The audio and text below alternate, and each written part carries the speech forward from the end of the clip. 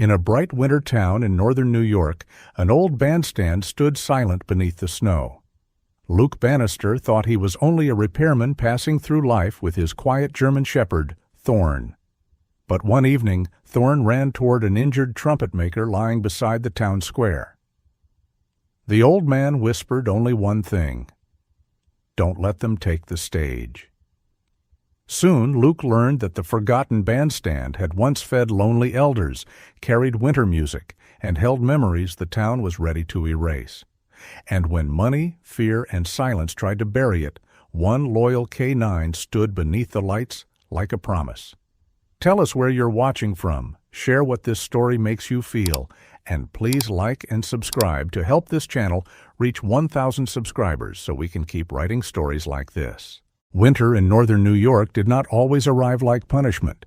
Some mornings it came bright and clean, laying snow over rooftops and pine branches until the whole world looked carefully mended. The lakes near the edge of the Adirondacks froze with a pale blue shine.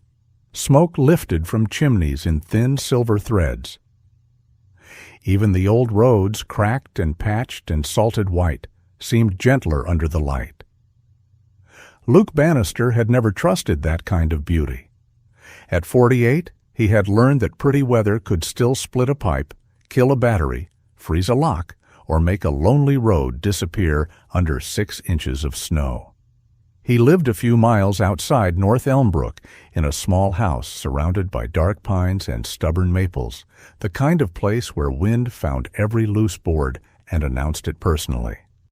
Luke could fix most of what winter broke: a furnace that coughed itself dead at 2 in the morning, a shed door twisted by lake wind, a porch step gone soft with rot, a pickup older than its owner and twice as temperamental. People called him because his hands knew what to do before his mouth decided whether to answer.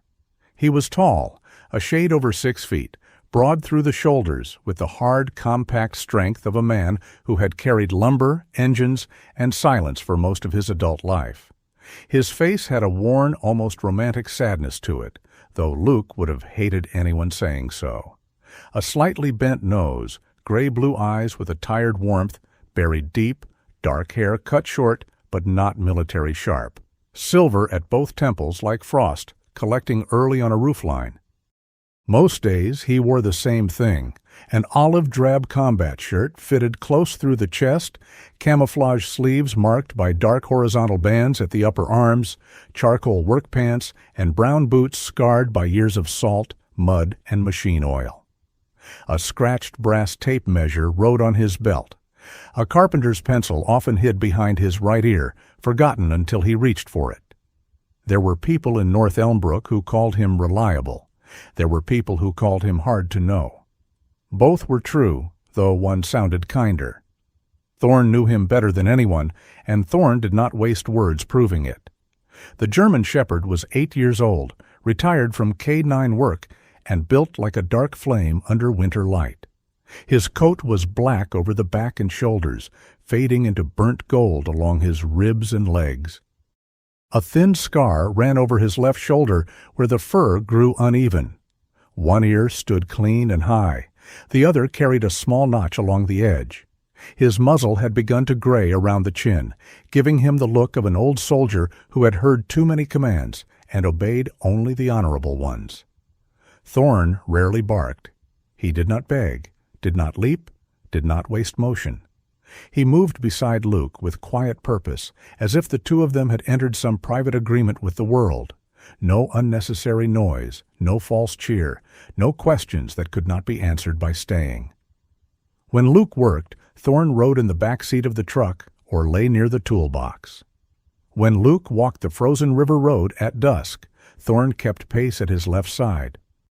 When Luke came home too tired to eat, Thorne sat by the kitchen threshold and stared until Luke put something in a pan. "You are not my conscience," Luke told him often. Thorne's amber eyes usually suggested otherwise. That Thursday afternoon, Luke had spent 5 hours at a lakeside lodge coaxing heat back into a furnace that should have been replaced during the first Bush administration. The lodge owner had hovered behind him, wringing his hands and apologizing to the machine as if it might respond to manners. Luke replaced a cracked igniter, cleaned a sensor, tightened a loose panel, and left with his knuckles scraped and his patience nearly spent. By the time he turned his truck toward North Elmbrook, daylight had begun to lean westward. Snow sifted down in fine, bright grains, not heavy enough to blind the road, just enough to soften the edges of everything. Thorne lay in the back seat, head raised, ears moving at sounds Luke could not hear. "You smell dinner?" Luke asked. Thorne did not blink. "Good, because dinner smells like leftover chili and personal disappointment." The dog's tail tapped once against the seat. Luke drove past the frozen marsh, past the white steeple of St. Agnes, past the hardware store with its window full of snow shovels and birdseed. North Elmbrook's old square waited at the center of town, as it always had, though fewer people seemed to look at it anymore. At the heart of the square stood the bandstand. It was a small wooden structure with a white domed roof, peeling railings, and steps that sagged slightly to one side. In summer, weeds grew through the cracks around its base. In winter, snow made it almost graceful. Luke remembered seeing it lit once, years ago, with strings of yellow bulbs and old people sitting in folding chairs, their breath rising while brass music floated into the cold. He had not stopped then. Luke rarely stopped for music. As his truck rolled along the curb beside the square, Thorne stood so suddenly that his nails clicked against the rubber mat. Luke glanced in the mirror. What? Thorne's ears were forward, body rigid, eyes locked on the far side of the square. "Thorne." The dog moved to the window and let out one low sound. Not quite a bark, not quite a growl, something tighter, older. Luke slowed the truck. At first he saw nothing but snow, the stone wall along the edge of the square, and the dark line of bare maples beyond it. Then Thorne struck the door with one paw. "Easy." Another paw hit the door, harder this time. Luke pulled to the curb, more irritated than alarmed, and shifted into park. "You better not be chasing a squirrel with a dramatic backstory." The moment Luke opened the door, Thorne slipped past him. Not bolted, not panicked. He ran with purpose.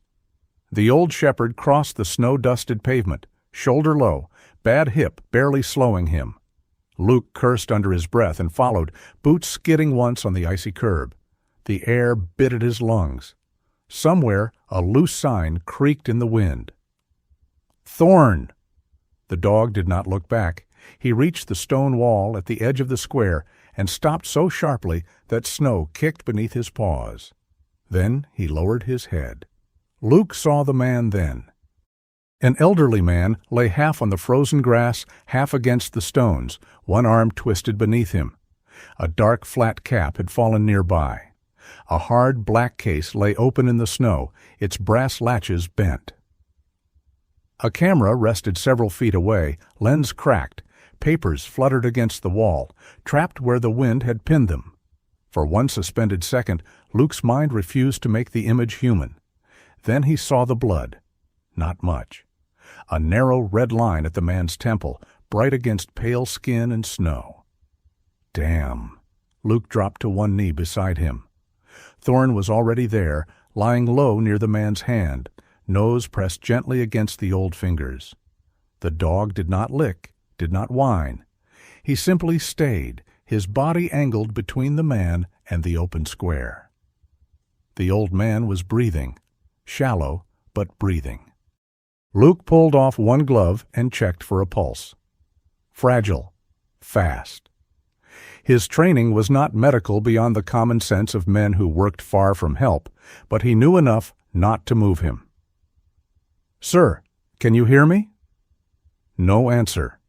Luke took out his phone and called 911, his voice flat and precise as he gave the location. North Elmbrook Square. Elderly male. Head injury. Unconscious but breathing. Possible fall. Possible assault. though Luke did not say that last word until the dispatcher asked if the scene was safe. He looked around. The square appeared empty. Too empty. Snowflakes drifted through the afternoon light. A truck turned 2 blocks away and disappeared. Near the bandstand, one of the old signs had been loosened from its post, hanging crooked as a broken tooth. "I don't know," Luke said into the phone. "Just send someone." As he waited, he gathered the nearest papers before they blew into the road. One showed the bandstand, photographed from several angles. Another had a printed notice about structural review. A third was smudged, but Luke could make out the words "Temporary Removal Evaluation and Redevelopment Corridor." He looked toward the bandstand. Thorne looked there, too. That was when the old man stirred. His eyelids fluttered. His face was thin, long, and deeply lined, with a white mustache and the sharp nose of someone who had spent a lifetime peering over delicate work. Even half-conscious, there was something stubborn in him. "Sir," Luke said, leaning closer, "stay still. Help's coming." The man's pale blue eyes moved, unfocused at first, then found the square behind Luke. His mouth worked. Luke bent lower. "What?" The old man drew a breath that seemed to hurt.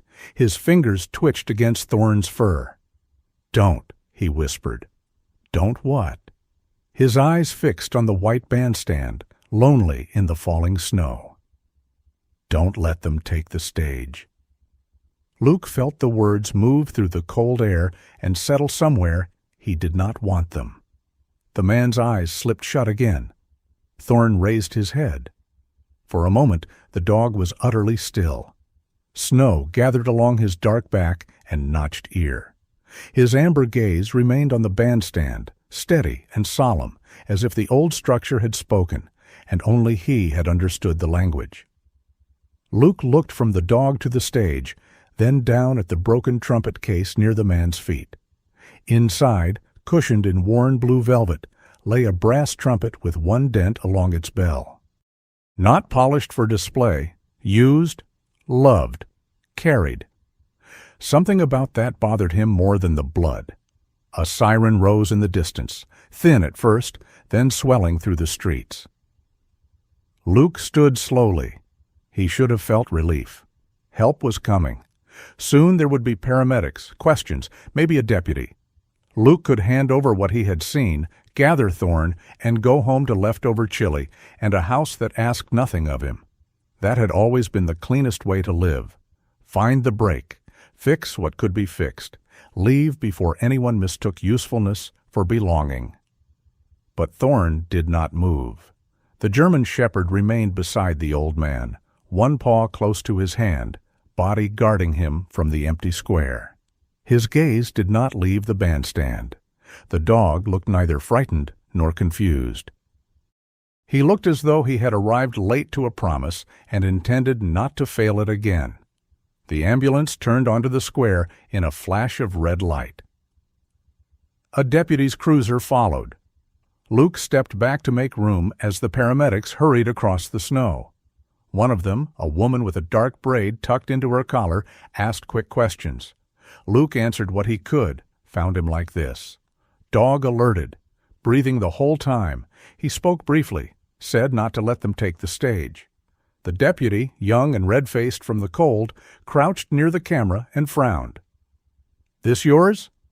"No." "His?" "Looks like it." The deputy's eyes moved toward the crooked sign by the bandstand. "You see anyone else?" "No." The answer felt smaller than it should have. As the paramedics worked, Thorne finally rose, but only because Luke touched 2 fingers to the old dog's shoulder. "Back," Luke murmured. Thorne obeyed, yet his eyes followed the old man as they lifted him carefully onto the stretcher. One paramedic picked up the trumpet case. This going with him? Luke looked at it. He could have said he did not know. He could have let someone else decide. Instead, he reached down, closed the damaged latches as gently as he could, and handed it over. "Yeah," he said. "It goes with him." The old man's hand shifted beneath the blanket as if some part of him heard. Only later would Luke learn the man's name was Ira Delaney, 72 years old, retired trumpet maker and repairman, keeper of half the town's old brass instruments and most of its forgotten winter songs. Only later would he learn that Ira had been trying to photograph a survey crew removing an old preservation sign before the proper permit had been issued. Only later would he learn that someone from a small demolition outfit had grabbed for the camera and trumpet case, that Ira had lost his footing on the icy edge of the stone wall, that fear had run faster than decency and left him bleeding in the snow. But standing there in the square, Luke knew only 3 things. An old man had been hurt. A dog who almost never ran had run straight to him. And the bandstand in the middle of North Elmbrook, white and quiet beneath the falling snow, no longer looked like an abandoned stage. It looked like something under siege. The ambulance pulled away, red lights fading between the buildings. The deputy remained near the wall, taking notes. Across the square, the crooked sign tapped softly in the wind. Luke turned toward his truck. After 3 steps, he realized Thorne had not followed. The shepherd stood at the foot of the bandstand stairs. Snow dusted his back. His notched ear twitched once. He lowered his head and sniffed the first step, then the second. Finally, he lay down beneath the edge of the platform, not in the open, but tucked close to the shadowed place under the wooden floorboards, like he knew exactly where he belonged. Luke stared at him for a long moment. "Thorne," he called. The dog looked at him. Not pleading, not defiant, waiting. Luke let out a slow breath, watching it pale in the cold. "Fine," he muttered. 5 minutes. Thorne rested his chin on his paws. The square grew quiet around them. Snow kept falling, bright as sifted flour under the late afternoon sky. Somewhere beyond town, the Adirondack ridges stood blue and ancient, keeping their old counsel. Luke stood beside the bandstand with his hands in his pockets, telling himself he was only waiting on the dog. But the truth, small and inconvenient as a loose nail in a boot, had already begun to press against him. For the first time in years, Luke Bannister had stopped in the middle of town with nowhere to fix, nowhere to flee, and no clean way to pretend he had not heard the old man's plea. By the time Luke Bannister drove home from North Elmbrook Square, the snow had stopped falling. That made the town look even quieter. Snow was honest while it moved. It showed wind, weight, direction. Once it settled, everything became too still, as if the world had decided to cover what happened and wait for people to call that peace. Luke hated that kind of stillness. Thorne sat upright in the back seat of the truck, not lying down as he usually did after a long day. His amber eyes stayed fixed through the rear window until the square disappeared behind the buildings. Even then, his ears remained forward, listening to a place they had already left. "You did your part," Luke said. The dog did not respond. "Old man's in an ambulance. Deputy took notes. That's the system doing what the system does." Thorne's notched ear twitched once. Luke gave a short breath that was not quite a laugh. "Don't start." At home, the little house among the pines accepted them without comment. Luke turned on the kitchen light, hung his jacket near the door, and washed the blood from the side of his hand where it had touched Ira Delaney's temple. It took only a few seconds. Not enough blood to matter, he told himself. That was a lie, but it was a manageable one. He heated the leftover chili, put food in Thorne's bowl, and stood by the stove, eating straight from the pan because plates were for people expecting company. Thorne came into the kitchen, looked at the bowl, then looked at Luke. "No." Thorne sat. "You are not staging a protest." The dog lowered himself beside the back door, chest to the floor, head high. The food remained untouched. Luke stared at him. "You ran across town, ignored a direct command, inserted yourself into a medical scene, and now you're too delicate for dinner?" Thorne blinked slowly. Luke pointed the wooden spoon at him. That's emotional blackmail. The shepherd did not move. The house settled around them. A branch scraped once along the window. The refrigerator clicked on. Outside, the pine shadows stood blue in the moonlight. Luke looked toward the front of the house, toward the road that led back into town. "No," he said again, quieter this time. But the next morning, Thorne was still at the door before sunrise. He did not bark. He did not paw at the handle. He simply sat there with the patience of a creature that had outlasted men, weather, and paperwork. Luke made coffee strong enough to revive a dead tractor dressed in his olive combat shirt and work pants, then opened the door to let the dog out. Thorne stepped onto the porch, sniffed the cold air, and turned toward the road. Luke stood behind him with the mug warming his hand. "You know hospitals don't let dogs wander in like they're visiting consultants." Thorne looked back. That was not an invitation. By late morning, Luke had taken a repair call at a bait shop outside town, replaced a frozen pipe coupling, and told himself at least 7 times that he was not going to the hospital. He managed to believe it until he drove past North Elmbrook Square. Thorne rose in the back seat. The bandstand appeared between bare maples, white roof shining under the winter sun. The old structure looked harmless in daylight. Just wood, paint, railings, steps. A thing built by hands and neglected by budgets. Thorne pressed his nose to the glass. Luke kept driving. The dog made one low sound. Luke tightened his grip on the wheel. He has doctors? Another low sound. He has family? Probably. Silence. Luke glanced in the mirror and found Thorne staring at him as if the dog had read the word probably and found it structurally unsound. "Fine," Luke muttered. "But if anyone asks, this was your appointment." The hospital in the next town was a squat brick building with too many windows and not enough parking. Luke disliked hospitals. They smelled like plastic, boiled coffee, disinfectant, and the kind of fear people tried to fold into magazines while waiting for news. At the front desk, a woman in purple scrubs looked at Thorne, then at Luke. "He's not a service dog," she said. "He's retired." "That doesn't answer the question." "No," Luke admitted. "It doesn't?" Thorne sat beside him, perfectly still, his collar tag dull against the dark fur of his throat. The receptionist studied the dog for another moment. Maybe it was the old shepherd's discipline. Maybe it was Luke's face, which had the expression of a man who had already lost the argument and resented the paperwork. Maybe it was simply that small hospitals in winter sometimes remembered mercy. "You have 10 minutes," she said. "If he causes trouble, he leaves." Luke looked down at Thorne. "You hear that? No billing disputes?" The dog stood.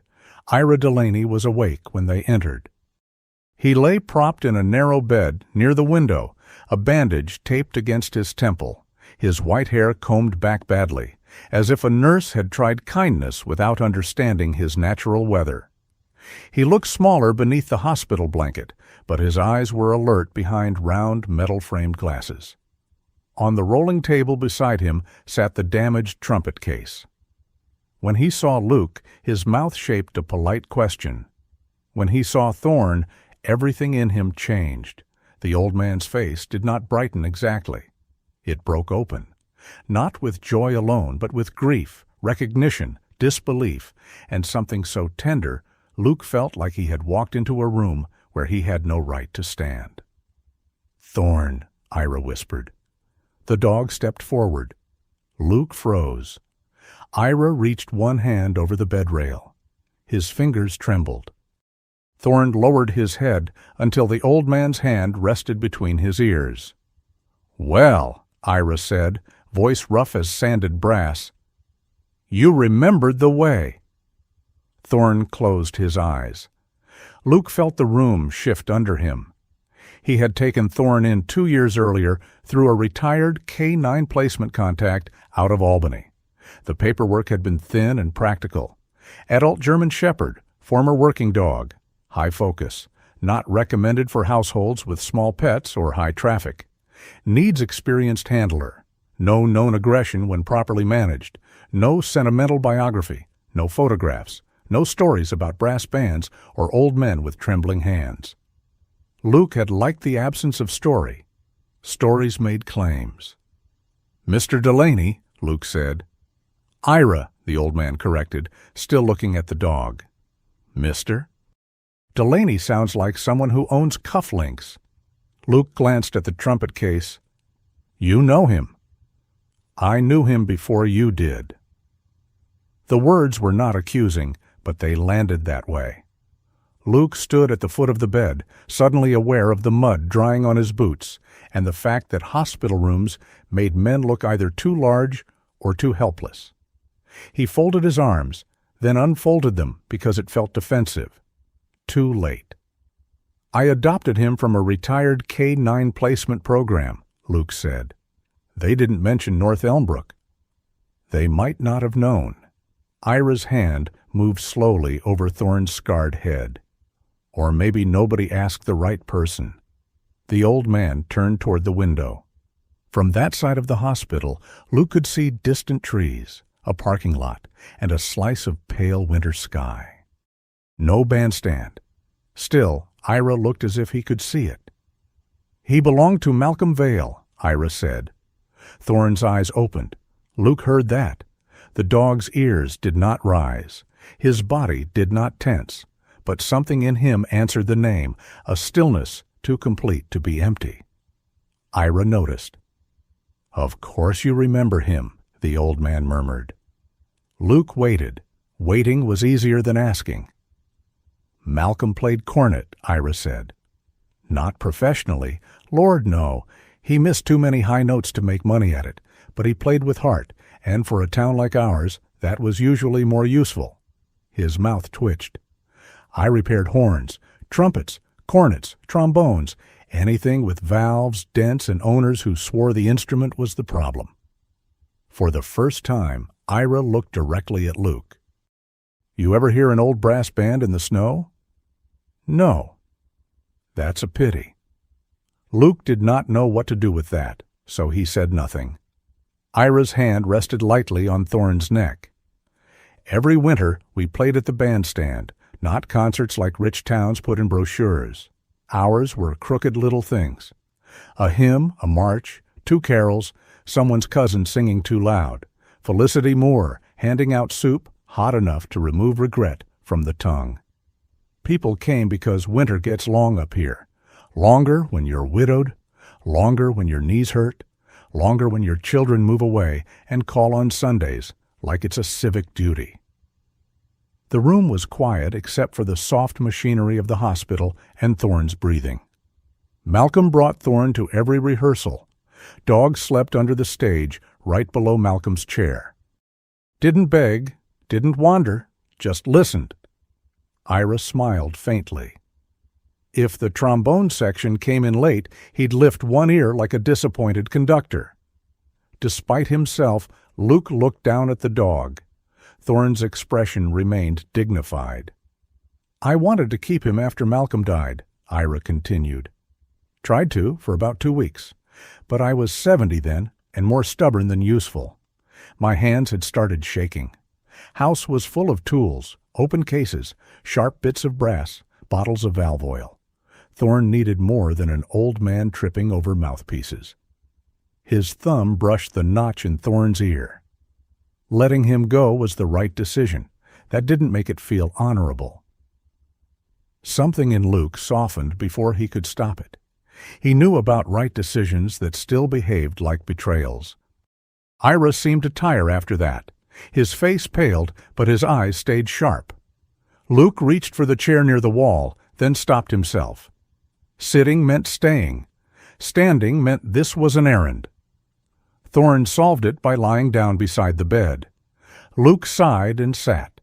Ira saw the movement and had the decency not to smile too much. "So," Luke said after a moment, "the bandstand." The old man's gaze moved to the trumpet case. There used to be a sign on the north post, Ira said. Small bronze plaque, community memorial space. Most folks walked past it for years without reading. After the winter of '78, people used that square as a warming point. Soup, blankets, rides to doctors. Later it became music, suppers, memorial nights. Same thing, really. Ways to keep people from disappearing. Luke thought of the loose sign he had seen hanging crooked in the snow. You were photographing it. I was photographing men taking it down before anybody voted in public. Ira's mouth tightened. They said it was only for assessment. They? Survey crew, contractor type, one of Loomis's orbiting moons. Evan Loomis? You know him. I know of him. Most people did.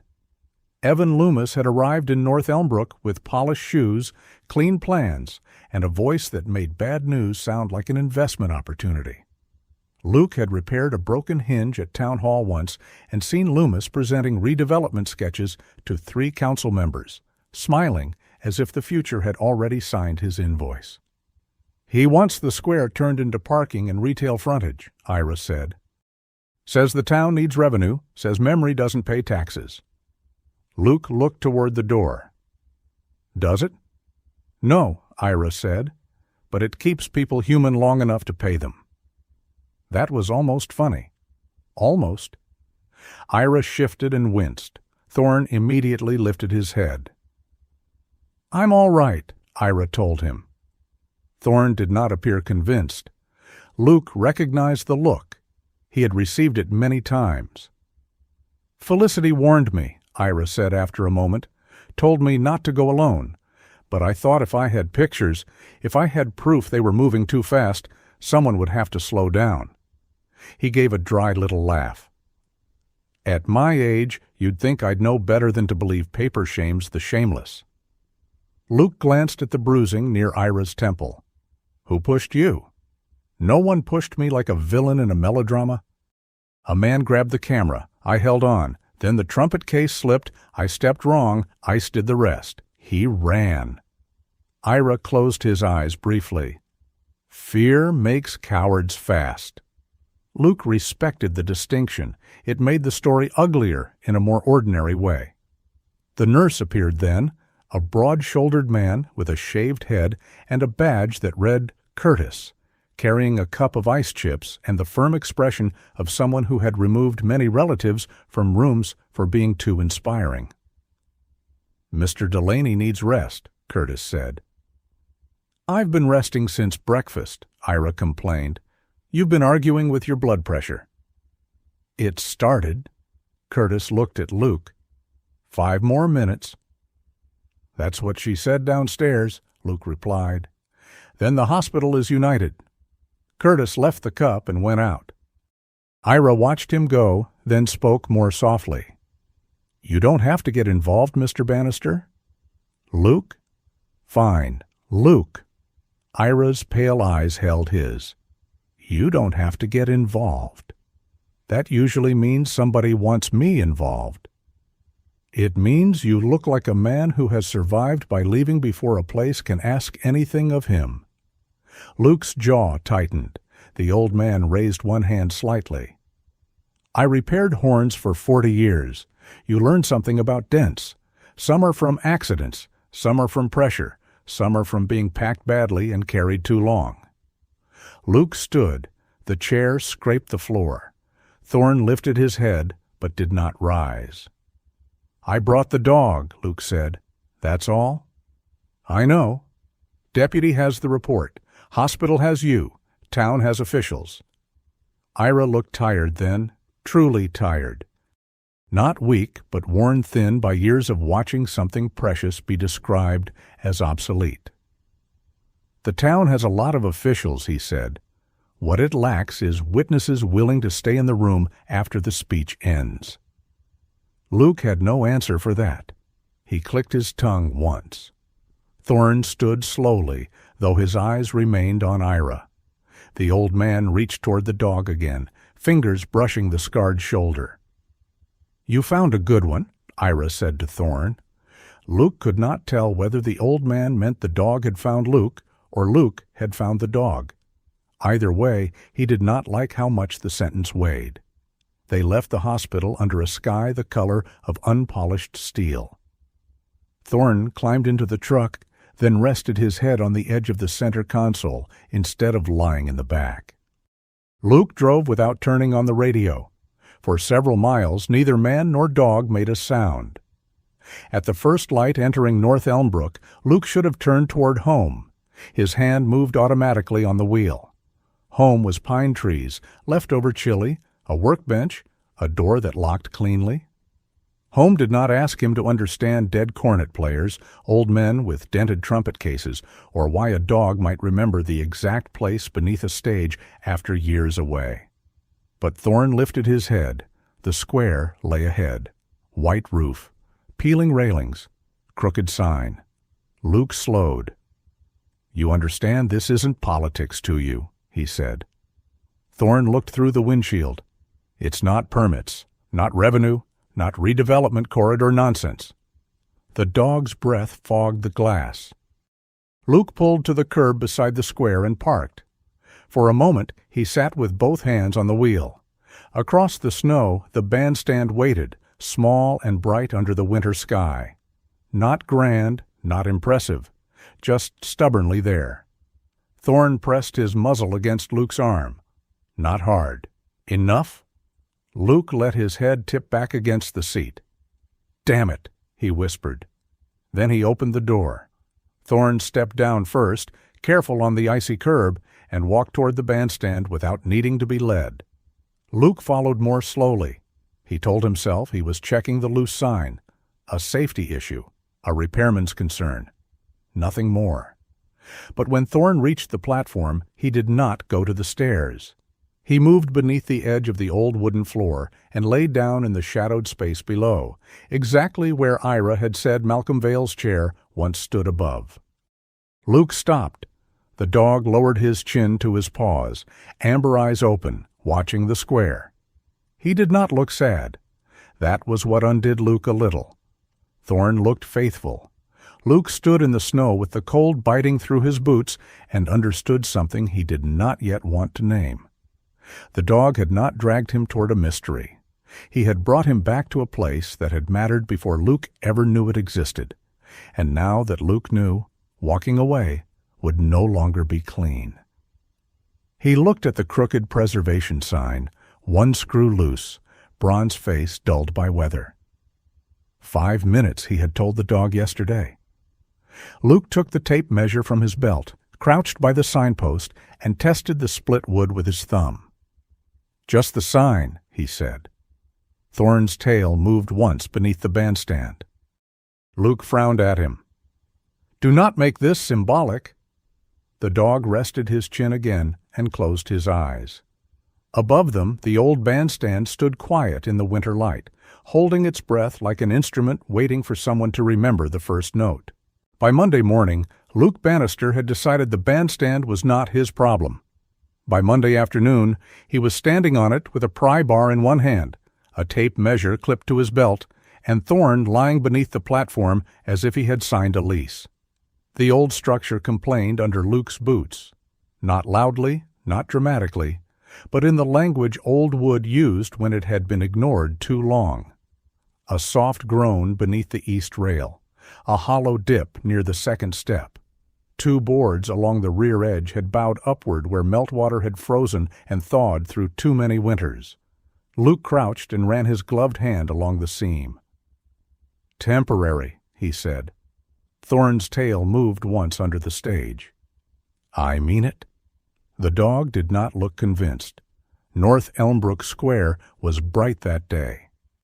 Snow covered the grass around the bandstand in clean white folds, and the old maples stood bare against a sky the color of washed tin. Cars passed slowly along Main Street. A woman carrying dry cleaning slowed to look. A man outside the pharmacy pretended not to. That was how towns watched things. Sideways. Luke had told Ira Delaney over the phone that morning he would inspect the damage, secure anything dangerous, and make sure the old man did not get it into his head to climb around with a head bandage and 72 years of stubbornness. Ira had answered, "I have been climbing dangerous things since before you were an idea." Luke had replied, "Then evolve." The old man had laughed, then coughed, then promised nothing.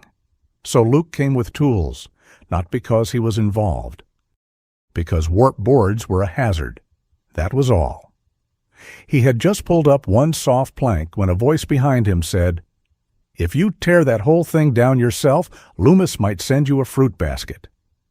Luke turned. A woman stood at the bottom of the steps, holding a large covered pot against one hip and a folded wool blanket under her other arm. She was in her late 50s, round-faced, strong through the shoulders, with reddish-brown hair streaked with silver and pinned carelessly at the back of her head. Her winter coat was forest green, her scarf mustard yellow, and her expression suggested she had already formed several opinions about Luke and planned to serve them hot. "Felicity Moore," she said. "Moore Light Diner." Luke nodded once. "Luke Bannister." "I know." "You fix things and avoid conversation. Ira mentioned you." That was generous of him. He said it with more profanity. Felicity climbed the steps without waiting for permission and set the pot on a relatively level section of the platform. Thorne emerged from beneath the stage, silent as smoke, and came to stand near Luke's left leg. Felicity looked down at him. "Well, hello there, old judge." Thorne sniffed her mitten. "I brought soup," she told him. "Not for you, mostly." Luke said, "You bring soup to construction sites often?" "This isn't a construction site. It's an old friend with bad knees." She glanced at the exposed boards. "And yes, sometimes old friends need soup." Luke should have found that ridiculous. Instead, he found himself checking the step beneath her boot. "Careful there," he said. "That board dips." Felicity smiled. "There he is." "Who?" "The man pretending not to care while measuring where people might fall." Luke went back to the plank. "I charge extra for commentary." "I pay in stew and moral pressure." "Stew works better?" She laughed then, and the sound crossed the square with the ease of a bell. A passing car slowed again. Felicity ignored it. She knelt by the pot, lifted the lid, and released a smell of beef broth, carrots, onion, and pepper into the cold air. For a moment the bandstand seemed less abandoned. Luke hated how quickly warmth could argue with a man. Felicity ladled soup into a paper cup and handed it to him. He took it because refusing would have required more conversation than accepting. "My husband used to come here," she said, not looking at Luke when she spoke. "After he retired from the mill. First winter nearly swallowed him.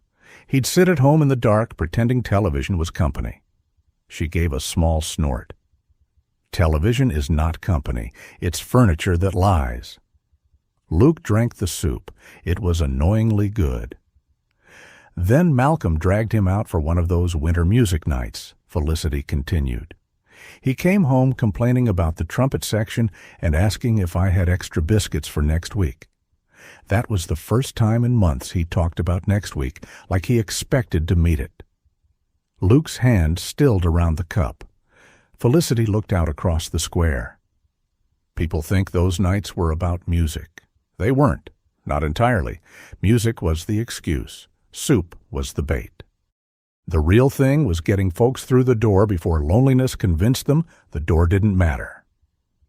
Under the platform, Thorne settled back into his shadowed place, chin on his paws. Luke followed the movement. "He used to sleep there," Felicity said softly. Luke looked at her. "Thorne, right below Malcolm's chair.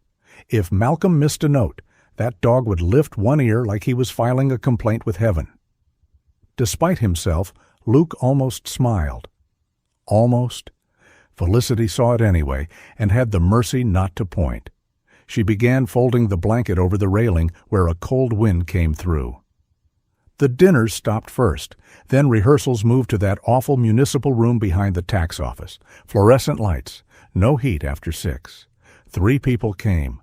Loomis called that lack of community interest. Luke set the soup down on the rail. "You fought it?" Her hands paused. The square noise seemed to lower around them. "Not hard enough," she said. That honesty made Luke look at her more carefully. Felicity Moore's face had the kind of warmth people mistook for certainty. But beneath it, regret sat plainly, not hidden, not polished. She tugged the blanket straight. The diner had a contract to provide food for senior events. Small money, but winter money matters. When the fund shifted, I asked questions. Then someone at town hall hinted the diner could be left off future vendor lists if I became difficult. She swallowed once. My husband had just died. I was tired. I told myself one quiet season wouldn't hurt anyone. And then one quiet season became 2. Her mouth tightened. Then Mrs. Voss stopped coming into town. Then Harold Meacham fell, and nobody knew for 3 days. Then Ira started fixing horns for people who no longer had somewhere to play them. Luke had no useful sentence for that. He was good with cracks, brackets, stripped screws. Regret was not built to standard size. A gust of wind moved through the square, rattling the loosened preservation sign. Luke turned toward it. That was when he saw the first note. It had been tucked beneath the driver's side wiper of his truck, a pale rectangle against the windshield. Luke climbed down from the bandstand and crossed the snow. Thorne rose immediately and followed. Felicity stayed on the platform, watching. The note was folded once. No envelope, no name. Luke opened it. "Don't fix what's already decided." The letters were blocky, written with a black marker pressed too hard into cheap paper. Luke read it twice. Felicity came up beside him. "Well?" Luke folded it again and put it in his jacket pocket. "That's it?" she asked. "That's it? You're not going to say something dramatic?" "No." "Throw a tool? Swear creatively? Men love that." Luke looked at her. "You want the note?" "I want whoever wrote it to develop a rash in an embarrassing location." From under the truck mirror, Thorne stared toward the street. Luke followed his gaze. Across the square, near the curb by the closed florist shop, a white pickup idled for a moment. Its bed held orange cones, 2 shovels, and a coil of rope. The driver's face was partly hidden by the windshield glare. Then the truck rolled away. Felicity saw it too. "Cal Rusk," she said.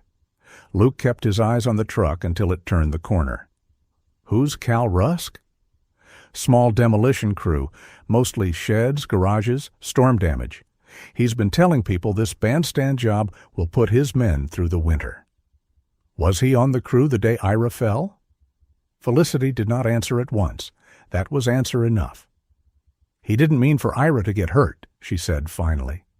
Luke's voice cooled. "That a defense?" "No, it's a warning. Men who don't mean harm can still do plenty of it when someone important tells them they're being reasonable." That sentence stayed with Luke longer than he wanted. 2 days later, an envelope arrived at Ira's house. The old man called Luke because, as Ira put it, "If I tell Felicity first, she'll arrive with a ladle and commit a felony." Luke found him at home, wrapped in a cardigan, sitting in a chair near a window cluttered with small brass parts, valve oil, polishing cloths, and half-repaired instruments. Ira's house was narrow and warm, smelling of metal, dust, old coffee, and something lemony used to clean brass.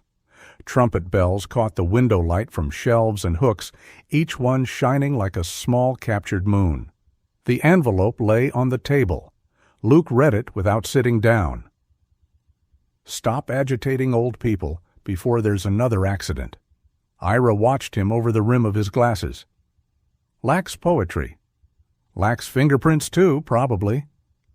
"You think it's Cal?" "I think he's involved." Cal was a boy when his father brought him here for free dinners, Ira said.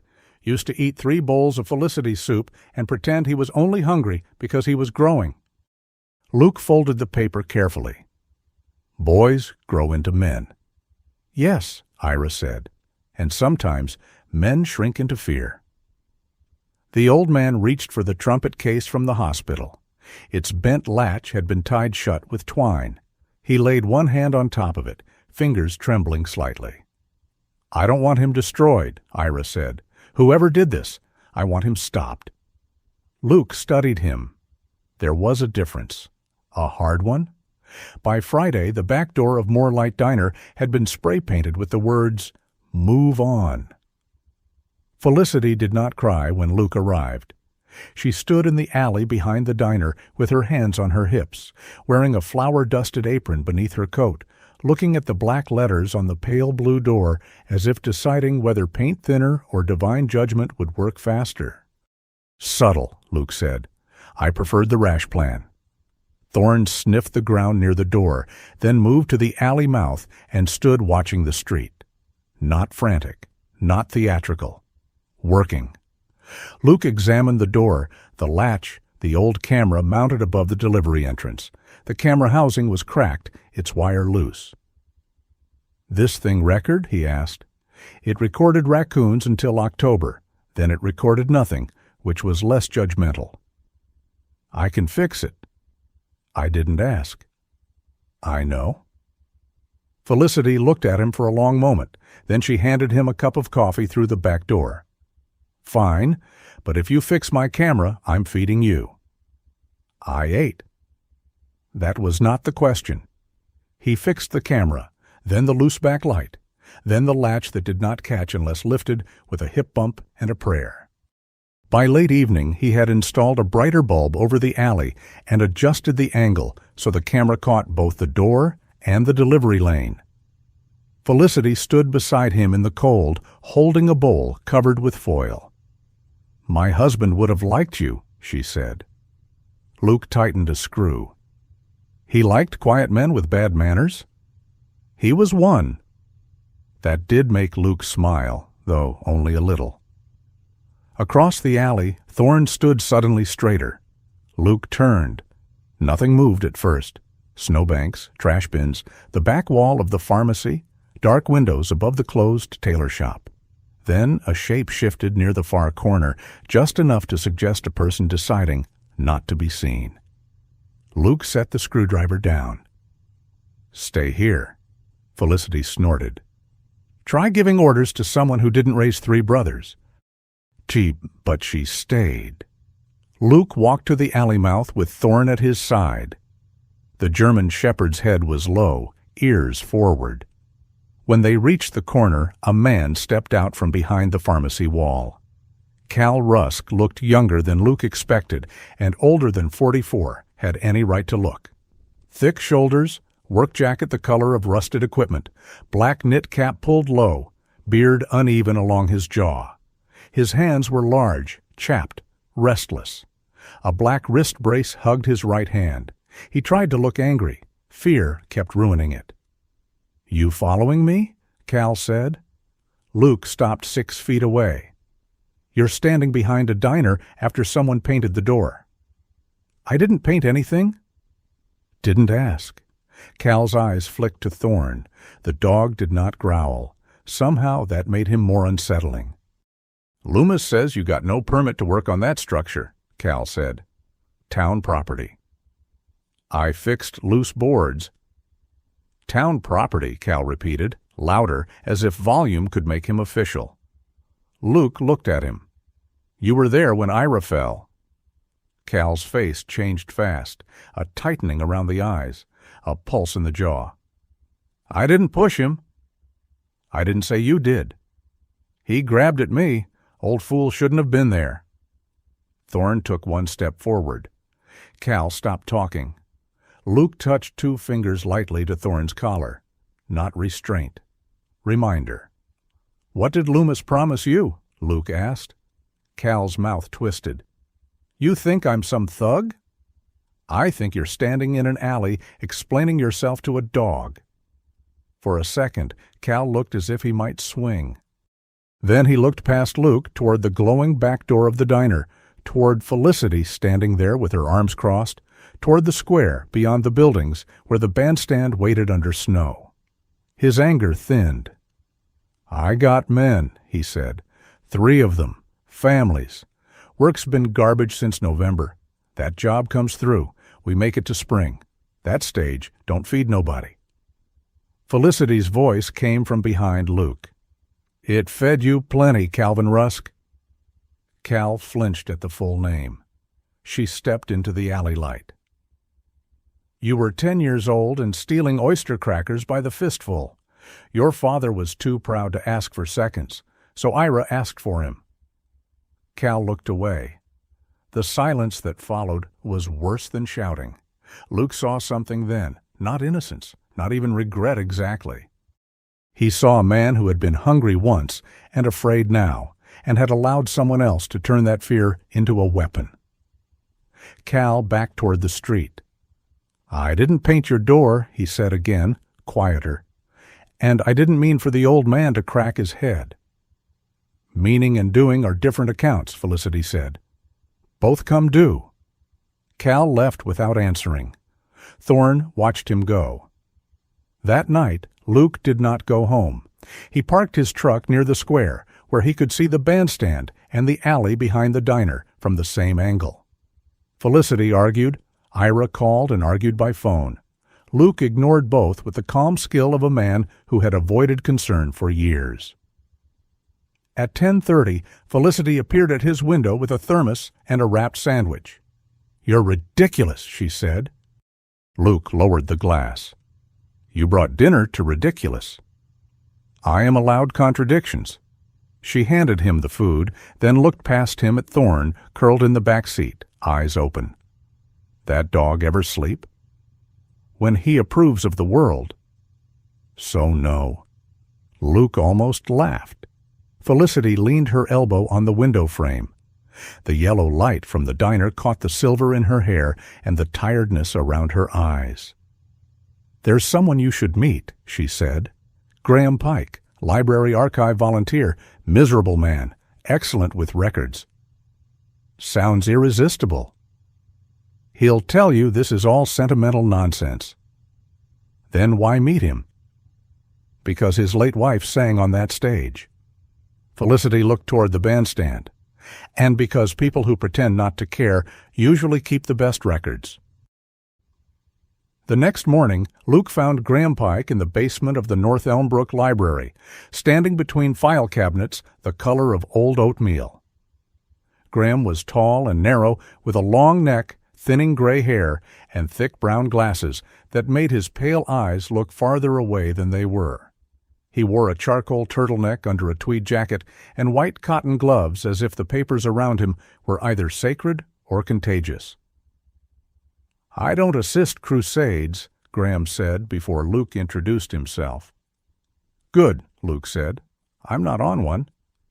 Everyone says that at the beginning, then come petitions, candles, and badly designed flyers. Luke looked around the basement. "Felicity said you had records?" "Felicity says many things, most of them loudly." Thorne moved past Luke, sniffed once near an old wooden chair by the wall, then lay down beside it. Graham's face altered, only slightly, but enough. "That chair," he said, "came from the bandstand storage room." Luke looked at it. A plain chair, scratched legs, one rung repaired with wire. Graham removed his glasses and cleaned them with a cloth from his pocket. "My wife sat there the night she sang after her surgery," he said. "She should have been home resting.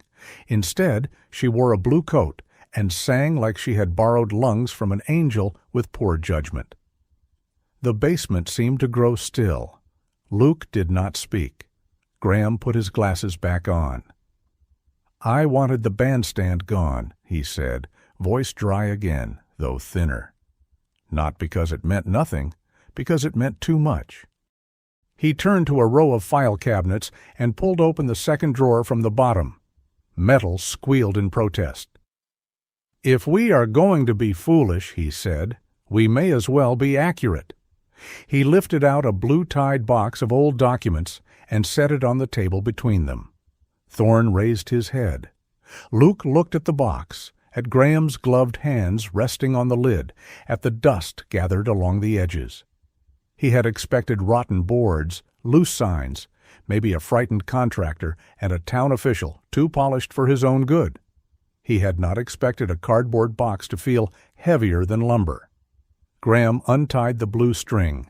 Inside lay minutes, photographs, donor lists, yellowed permits, and receipts folded with the solemnity of things no one believed would matter again.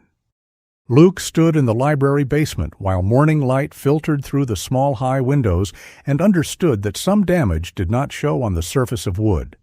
Some damage had dates, some had signatures, some had been filed away neatly, waiting for someone stubborn enough to open the drawer. The basement of the North Elmbrook Library had its own weather. Above ground, the town moved through a bright winter morning, all clean snowbanks and sunlight flashing off windshields. Down below, the air held the smell of paper, dust, old stone, radiator heat, and time that had not been properly disturbed in years.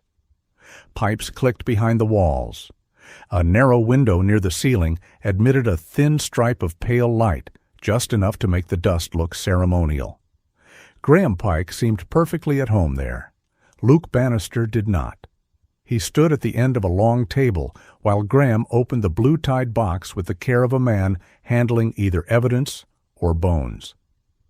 Felicity Moore had arrived 10 minutes earlier with coffee in a cardboard carrier and a paper sack of muffins, which Graham had called a reckless assault on archival conditions. Felicity had placed a blueberry muffin beside his elbow anyway. "You eat or you become worse," she told him. "I am not here for personal improvement." "Clearly." Thorne lay beneath the table, not asleep but quiet, his body angled so he could see the door and the people. Every so often, the old shepherd's ear moved when a file drawer scraped open. He had followed Luke into the basement without hesitation, then chosen the same position he always chose in unfamiliar rooms, near enough to guard, far enough not to ask. Luke envied that kind of certainty. Graham removed the first folder. Bandstand maintenance receipts, 1986 to 2004. Felicity leaned over. "Useful?" "Boring." "That wasn't my question." "Boring is often useful. Exciting documents are usually created by people trying to distract you." Luke took a sip of coffee and looked down at the table. There were minutes from town meetings, old event permits, donor lists, faded photographs of winter concerts, receipts for soup ingredients, heating lamps, folding chairs, transportation vouchers, and handwritten schedules labeled in careful ink. No hidden map, no dramatic confession, no secret envelope marked open only when the snow falls. Just paper. Stacks of it. The kind of paper people signed because the room was warm and the meeting was long and everyone wanted to go home. Graham placed 3 folders in separate piles. Music programming, senior suppers, structural maintenance. Luke pulled one closer. Who kept all this? Mostly women with excellent handwriting and no patience for official forgetfulness, Graham said. Then me, after they died. Felicity's expression softened at that, but she did not say anything.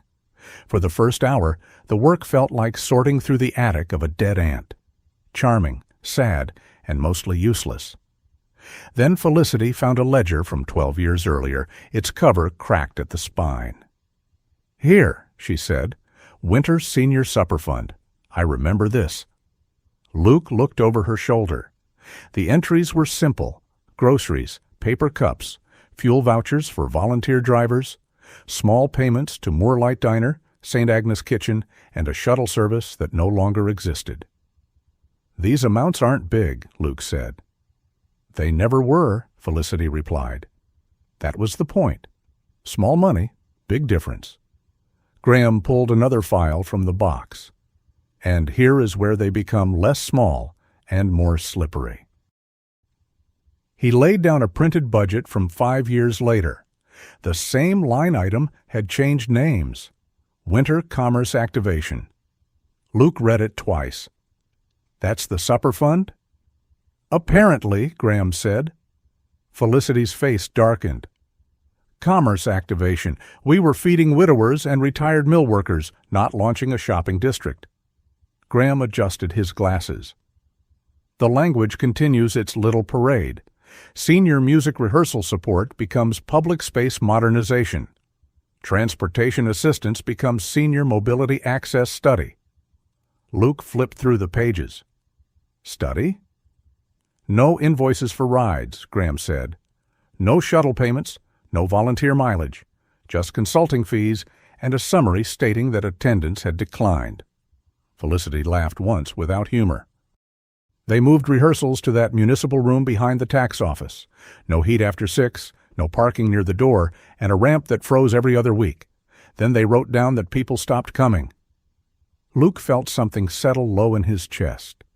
He understood rot, real rot, the kind under paint, the kind that looked fine until a boot went through. This was like that, only cleaner. No smell, no soft wood, just words. Nothing was stolen, he said. Graham looked at him. Not crudely. Felicity pressed a finger to one page. They changed the names. Names, Graham said, are how cowardice dresses for meetings. For a while, no one spoke. The radiator clicked. Thorne shifted under the table and rested his chin on Luke's boot. It was a small weight, but Luke felt it more than he should have. He looked down at the dog. 2 years ago, Thorne had come to him with one box of records and no history anyone could explain. Luke had liked that. A dog without a story had seemed safe. Feed him, walk him, let him ride along. No memories to honor, no promises inherited. Now the dog's past lay all around them in manila folders. Not just Malcolm Vale, not just Ira. A whole town of names, suppers, songs, rides in winter, empty chairs filled for one more evening. Luke had spent years moving through places like a repairman should. Arrive, assess, fix, leave before anyone mistook your presence for belonging. He had called it clean living. Looking at the papers, he wondered for the first time if he had simply become efficient at not being remembered. Felicity broke the silence by pushing the muffin closer to Graham. Eat, she said. Graham did, which told Luke the man was troubled. The second discovery came near noon. Graham had moved from the blue-tied box to a lower file cabinet that resisted opening until Luke gave it one careful pull and a look that suggested the cabinet could either cooperate or be repaired permanently. Violence against furniture, Graham said, is rarely scholarship. It opened. I withdraw my objection. Inside the cabinet were older records, some typed, some handwritten. Graham sorted through them with increasing focus until he stopped at a thin folder with a brittle label. Community Memorial Designation, 1979. The air changed. Felicity leaned forward. That's real? Graham did not answer immediately. He read the first page, then the second. His dry face lost some of its color. Well, he said softly, that is inconvenient. Luke moved beside him. The document described the Bandstand Square as a community memorial and winter relief site after the blizzard of 1978, when North Elmbrook residents had used the old stage and surrounding square to distribute hot food, blankets, lanterns, and rides to stranded older residents. Later, the town had formally designated the site as a public gathering place tied to senior welfare, remembrance events, and seasonal relief. Felicity touched the edge of the paper with one finger. My mother told me about that storm. Mine, too, Graham said. She claimed the snowdrifts were taller than the post office, and every man in town pretended not to be scared. Were they? Of course. That is why they organized committees. Luke kept reading. This doesn't block demolition. No, Graham said, but it complicates it.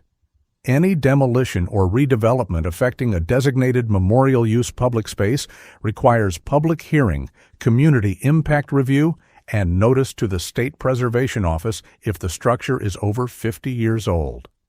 Felicity looked up. Did Loomis do any of that? Graham's mouth became a thin line. The current redevelopment file classifies the bandstand as an underused, deteriorated municipal structure with no active protected function. Luke glanced at the document. That true? No, Graham said. The word landed hard, not loud, not dramatic, just clean. Luke looked toward the basement stairs as if Evan Loomis might appear in polished shoes and explain how language had accidentally bent itself into a lie. No one came. That made it worse. By mid-afternoon, Felicity's diner was short-staffed, and she had to leave. Graham agreed to keep making copies, though he insisted on saying reproductions in a tone that made the copy machine sound underqualified. Luke carried a stack of papers to his truck and drove to the bandstand, mostly because he needed air that had not been filtered through a century of municipal disappointment. Thorne rode up front, head near the console. "You understand any of this?" Luke asked him. Thorne looked out the windshield. "Right. You prefer honest work. Tracking, guarding, judging my life choices." The dog's tail tapped once. The square was quiet when they arrived. Afternoon light lay across the snow in pale gold bands. The bandstand's white roof glowed softly against the bare branches. Luke walked up the steps and checked the boards he had secured earlier in the week. A few needed more than temporary work. Most things did, if you cared enough to look twice. Thorne went under the platform and settled in the shadowed place below, where Malcolm's chair had once stood above him. He had begun doing that without command, without hesitation. At first, Luke had thought it was habit. Now he wondered if habit was just grief with a root worn into it. He stood on the stage and looked out over the square. He tried to imagine it full. Old people in coats, brass instruments catching light, soup steam, folding chairs scraping, Malcolm missing a note, Ira pretending not to forgive him, Felicity handing out food with bossy mercy, Graham's wife singing in a blue coat after surgery, borrowing lungs from an angel with poor judgment. Luke had never attended those nights. Still, he missed them. That irritated him. A black sedan turned into the square and stopped near the curb. The woman who stepped out was in her early 60s, straight-backed, silver hair cut in a precise bob beneath a navy wool hat. She wore a long, dark coat, gray gloves, and boots too clean for anyone who expected to cross salted slush. She paused before approaching, not because she was uncertain, but because she was assessing how much of the scene belonged to emotion and how much belonged to liability. Luke recognized her from town notices. Councilwoman Meredith Shaw. She looked at the bandstand first, then at Luke. "Mr. Bannister?" "Luke." "I was told you've been repairing municipal property without authorization." "Temporary safety work." "That answer sounds rehearsed." "It's been a repetitive week." Her mouth twitched, not quite a smile. "I imagine." Meredith climbed the steps carefully, avoiding the weakest board without being told. That interested Luke. People who noticed footing usually had practical bones. "I spoke with Evan Loomis," she said. "I'm sorry." This time the almost smile was real, though brief. "He says this structure is unsafe, inactive, and being used to stir up resistance among seniors who don't fully understand the redevelopment plan." Luke looked across the square. "Do you believe him?" "I believe North Elmbrook is losing money. I believe businesses have closed. I believe younger families drive 20 miles for groceries because this town is not kept up." Meredith folded her gloved hands. "And I believe nostalgia can become expensive." Luke nodded once. The answer surprised her. "You agree?" "I repair old things for a living. Some aren't worth saving." Meredith studied him. And this? Luke looked down through the gaps in the boards where Thorne lay beneath them, quiet as a shadow. I don't know yet. That answer seemed to matter more to her than certainty would have. Meredith removed a pair of silver reading glasses from her coat pocket and unfolded them. Felicity Moore left 3 messages at my office. Graham Pike sent me something labeled preliminary concern, which in Graham's language means he has found a live grenade and is annoyed by its filing. Luke handed her the copy designation record. She read in silence. The square held its breath around them. As Meredith turned the second page, her face did not change much. She was too practiced for that. But her hand tightened slightly on the paper. I was not shown this, she said. Luke waited. Meredith read another line, then another. I supported review of the redevelopment proposal because the numbers were persuasive, she said. Empty storefronts, declining revenue, maintenance costs. Her voice hardened, though not toward Luke. I did not support bypassing public process. Maybe it was an oversight. She looked at him over the glasses. Luke shrugged. I was being polite. Don't. He respected that. A gust moved through the square, sending loose snow spinning over the steps. Thorne emerged from beneath the bandstand and came to stand beside Luke. He did not approach Meredith. He simply watched. Meredith looked at him. This is the dog? Yes. The one who found Ira? Yes.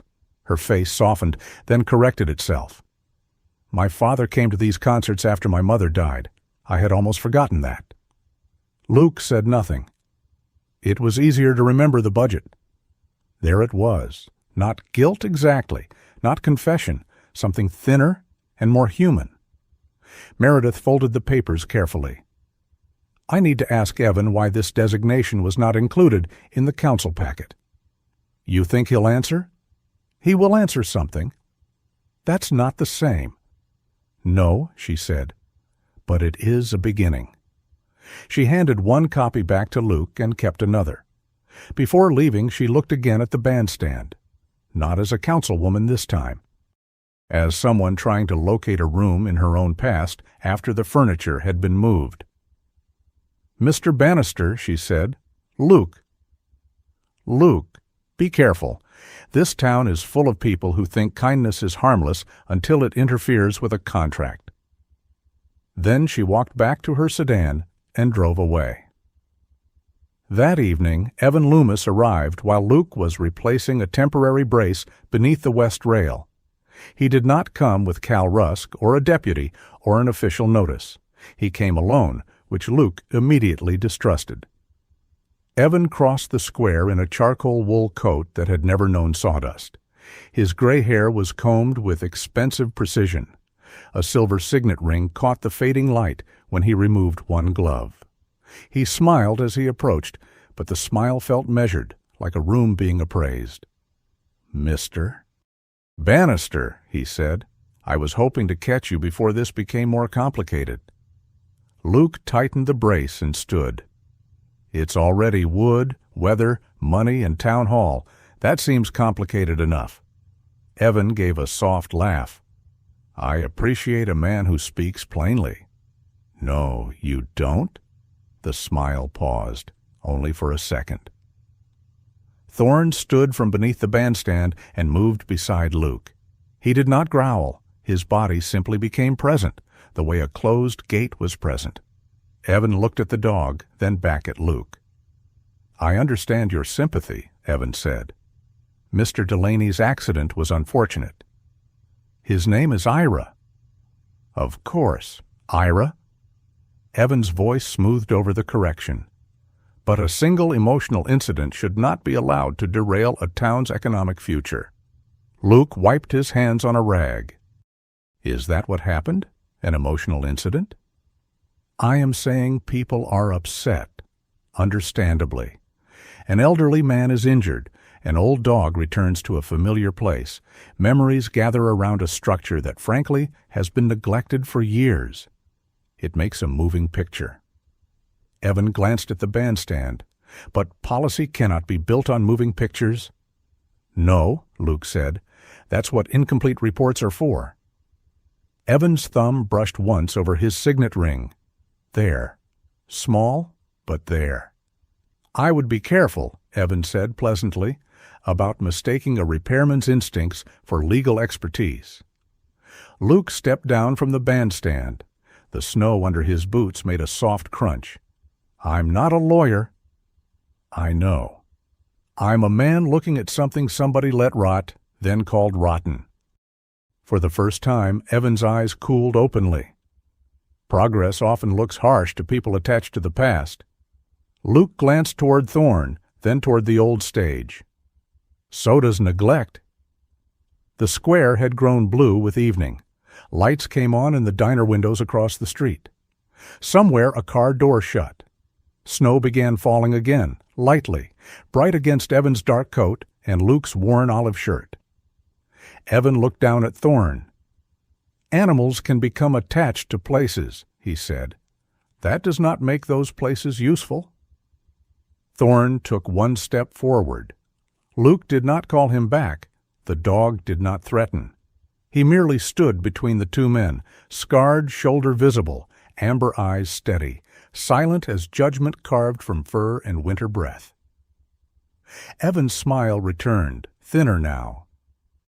I hope you understand, he said, that unauthorized work on municipal property may create liability for you personally.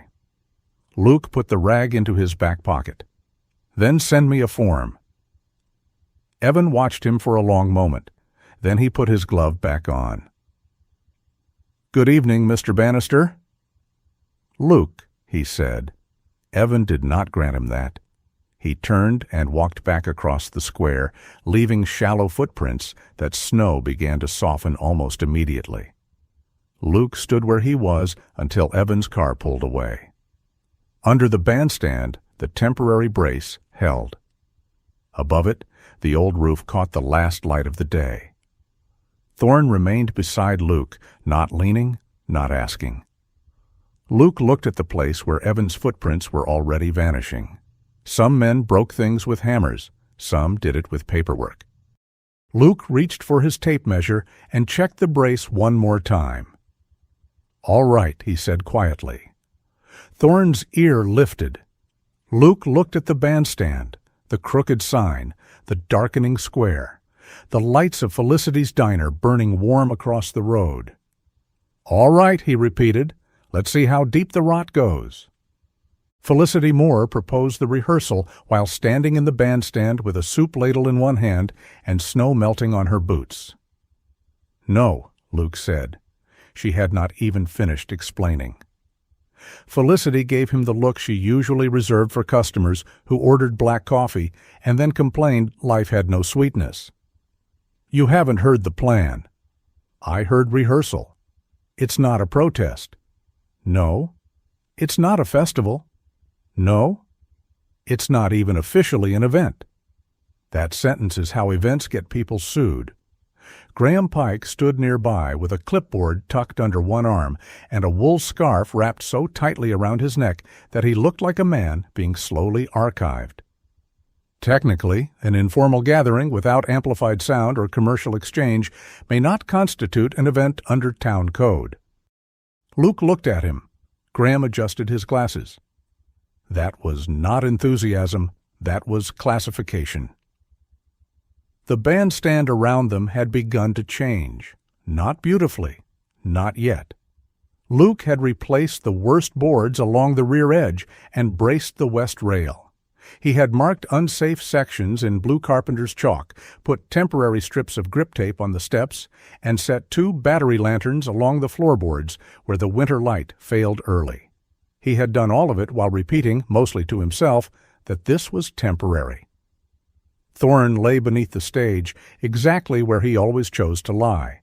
His dark back was half in shadow, half in reflected snowlight. Every time Luke climbed down to fetch a tool, the German shepherd lifted his eyes, as if checking whether the man had finally admitted what his hands already knew. Felicity set the soup pot down on the newly repaired section of floor. If we only bring paper, Evan gets to say this is about nostalgia and confusion. If people hear the music again, even badly, they'll remember this place wasn't abandoned. It was starved. Luke tightened his jaw. Ira is still recovering. Ira has already threatened to walk here in house slippers if we don't include him. That sounds like him. He won't play long. He'll sit. He'll complain. It's practically medical therapy. No. Felicity folded her arms. When did you become the mother of the whole town? Luke picked up a screw box. When the whole town started behaving like a drawer full of rusted hinges. The sound that came from Graham was small, startled, and unmistakably a laugh. Everyone turned. Graham looked offended by himself. Dust? There's no dust outside, Felicity said. Then emotional contamination. Thorne's tail thumped once beneath the stage. Luke looked down at the dog. Not you, too. The rehearsal happened 3 nights later. Luke lost the argument in increments, which was worse than losing it all at once. First, he agreed Ira could sit on the bandstand if someone drove him, and he wore proper boots. Then he agreed 3 musicians could test the space for acoustic memory, a phrase Graham invented with a straight face and Felicity used without shame. Then Felicity started calling people, and 3 musicians became 7, and 7 became enough folding chairs that Luke found himself spreading salt on the path like an unpaid civic employee. He did not hang decorations. He only installed temporary string lights because the west steps were dim, and dim steps were irresponsible. He did not arrange seating. He only placed chairs where people would be less likely to slip, freeze, or block the path. He did not help organize. He only made sure the old bandstand did not injure anyone foolish enough to love it. By dusk, North Elmbrook Square glowed softly beneath a clean winter sky. Snow lined the edges of the walkways and rested on the bare branches like sifted flour. The string lights Luke had hung under the bandstand roof cast a warm yellow circle against the blue of evening. Felicity arrived with 2 large thermoses of soup, a basket of rolls wrapped in cloth, and enough paper cups to feed either a rehearsal or a small rebellion. Ira Delaney came in Felicity's car. He stepped out slowly, wearing a gray flat cap, a brown wool coat, and a scarf in faded red and navy plaid. His bandage had been replaced by a smaller strip near his temple. One hand held his old trumpet case. The other gripped the car door with more stubbornness than strength. Luke crossed the square before he could think better of it. You're supposed to be resting. I rested yesterday. That's not how recovery works. It is at my age. Every day is either recovery or evidence. Luke took the trumpet case from him without asking. Ira looked at his empty hand. That case is older than you. Then it shouldn't be carrying you. Felicity made a pleased noise. Listen to him. Bossy as a church bulletin. Ira leaned closer to Luke as they moved toward the steps. If she starts calling this a healing circle, push me into traffic.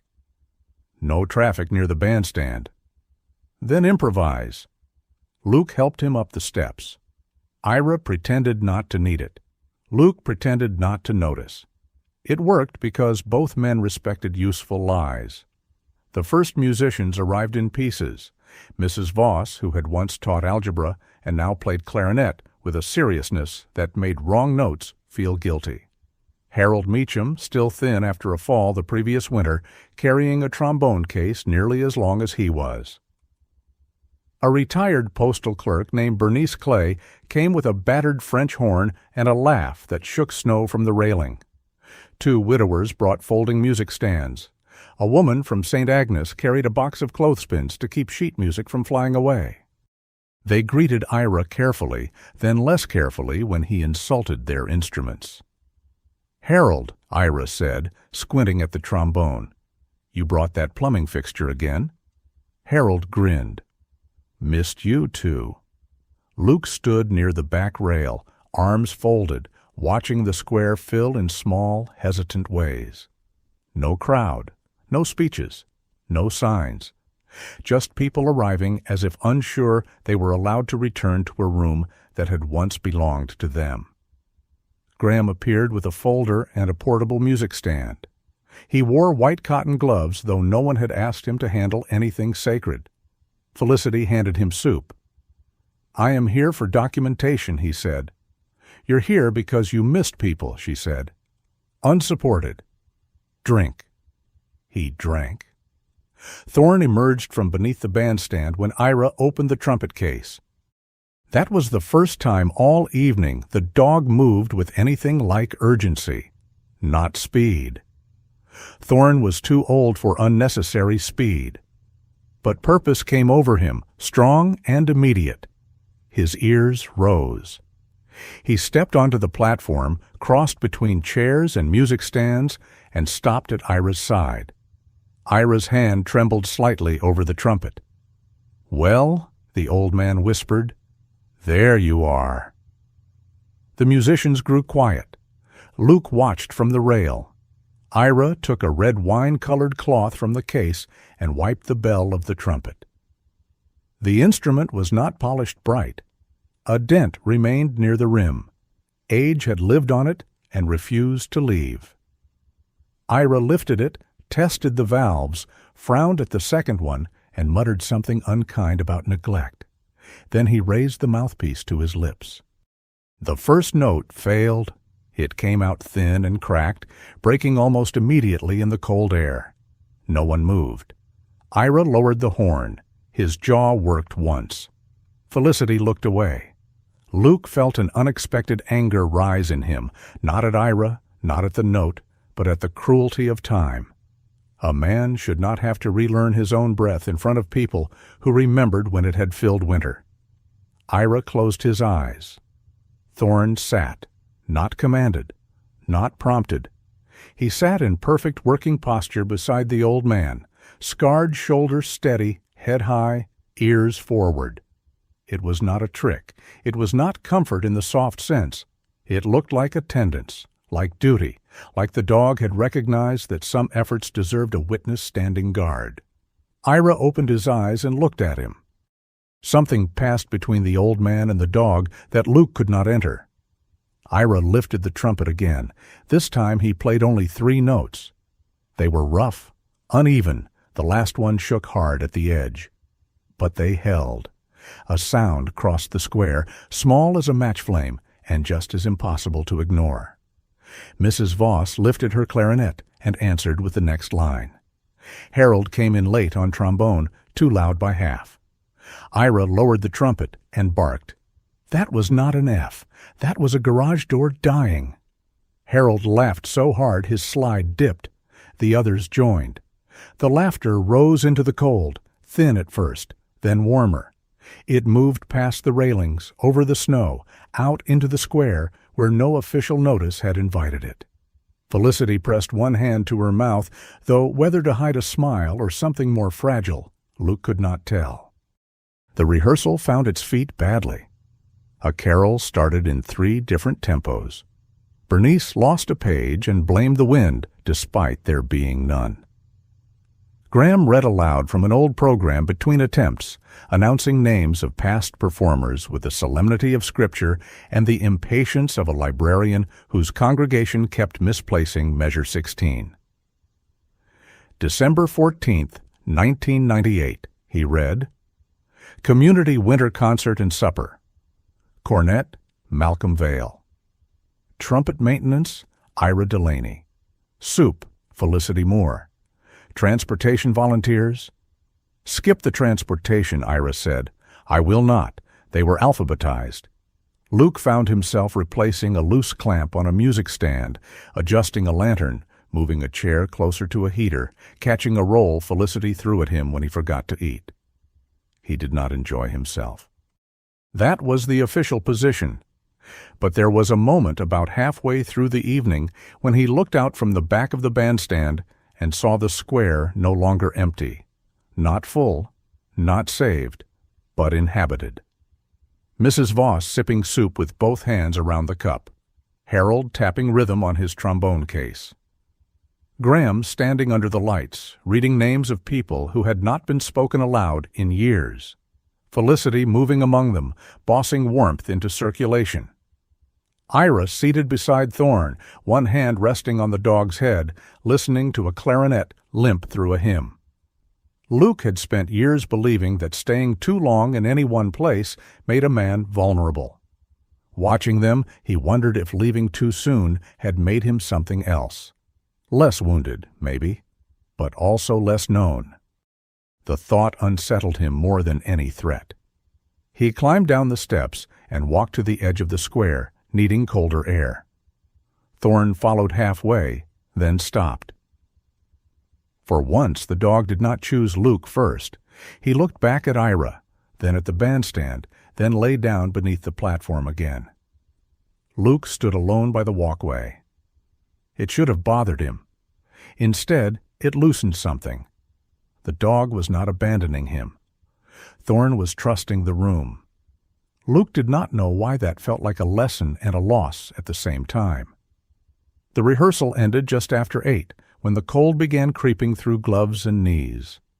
Felicity distributed the last of the soup.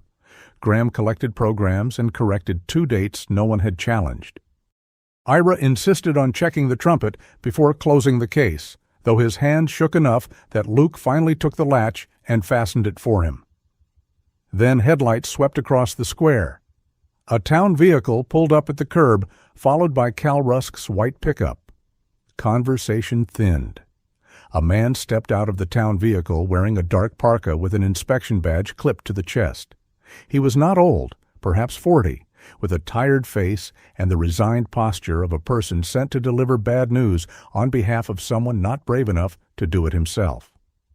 Cal stayed by his truck, hands in the pockets of his rust-colored work jacket. He did not look at Ira. Luke noticed that first.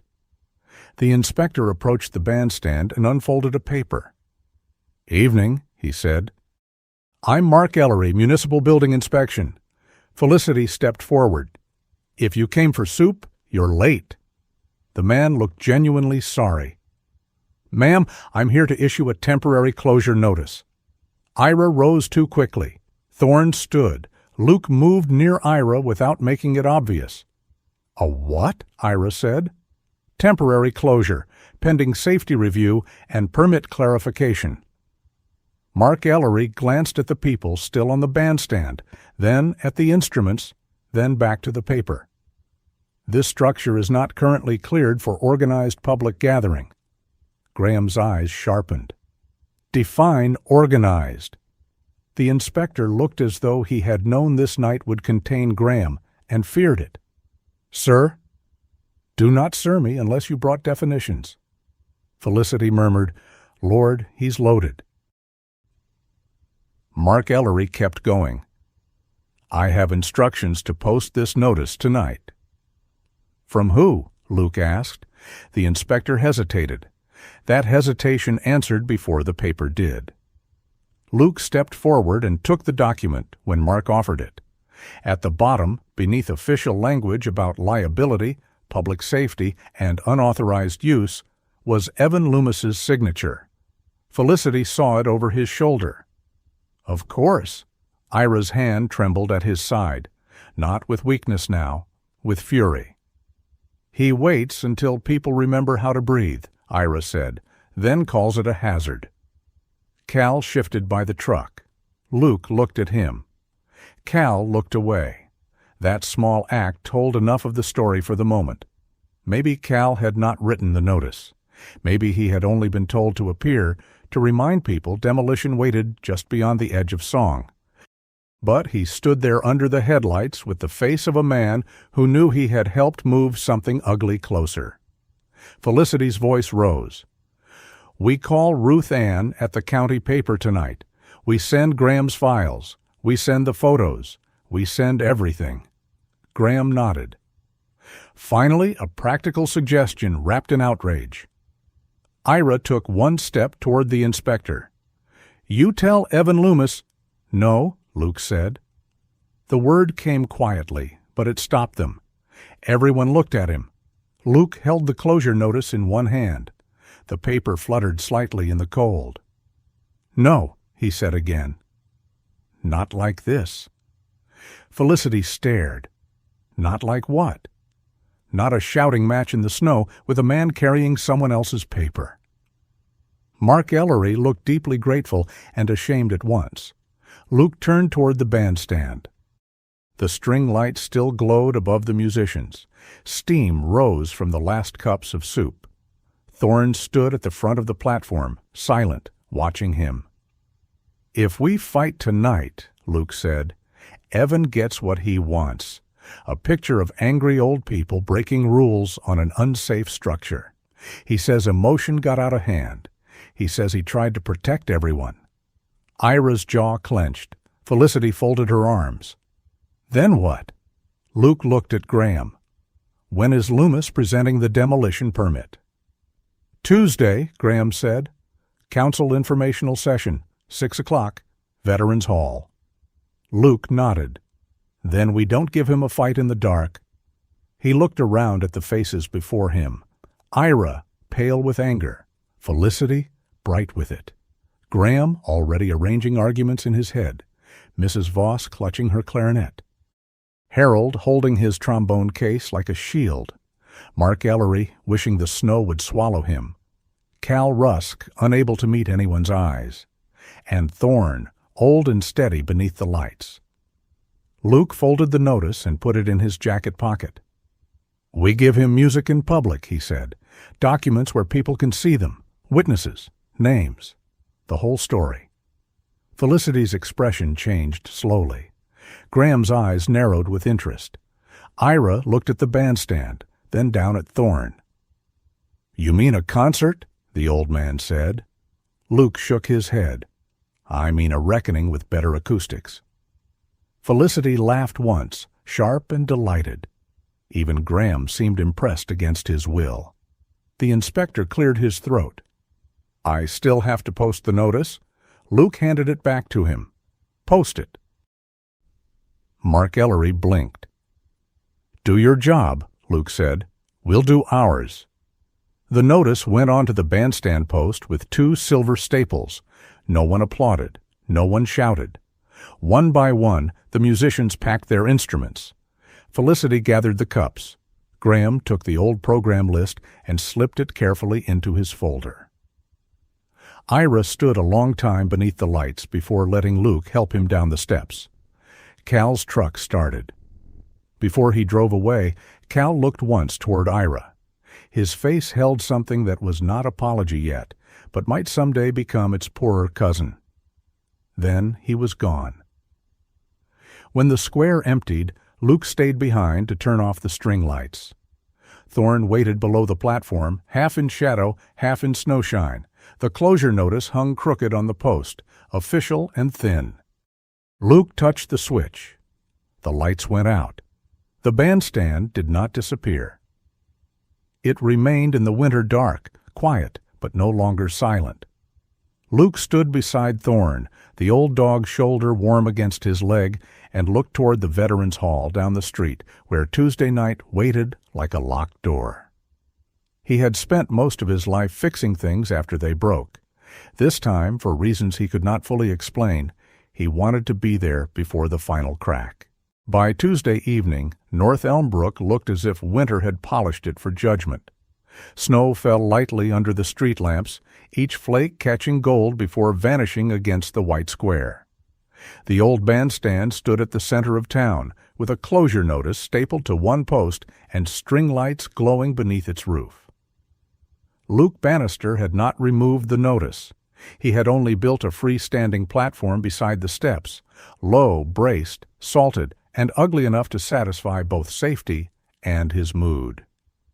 "Temporary," he told Felicity when she saw it.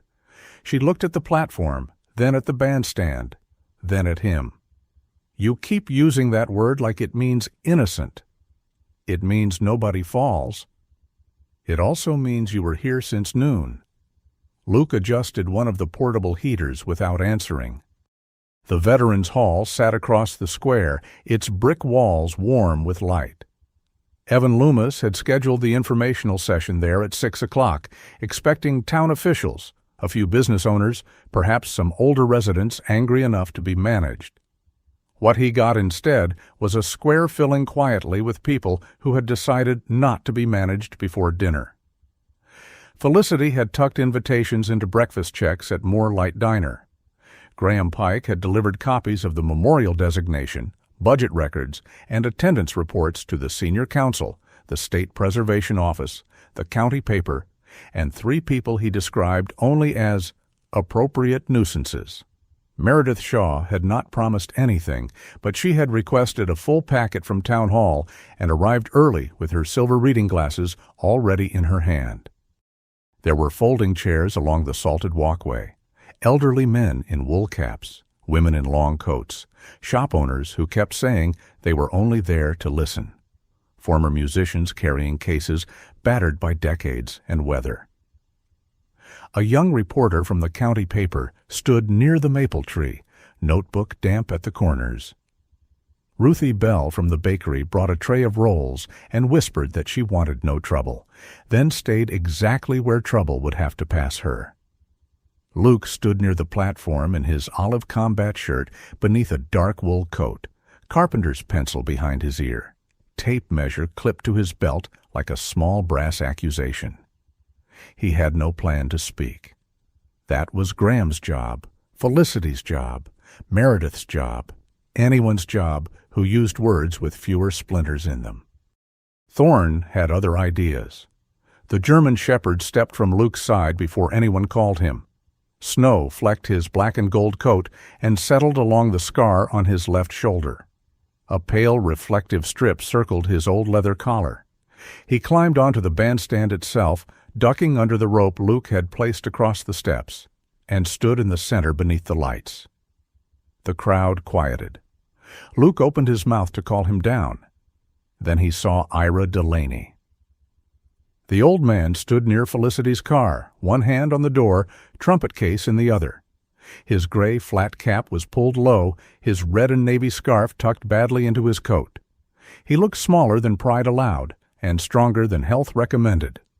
When he saw Thorne standing alone beneath the bandstand roof, his mouth tightened in a way that was not quite grief. Luke crossed to him.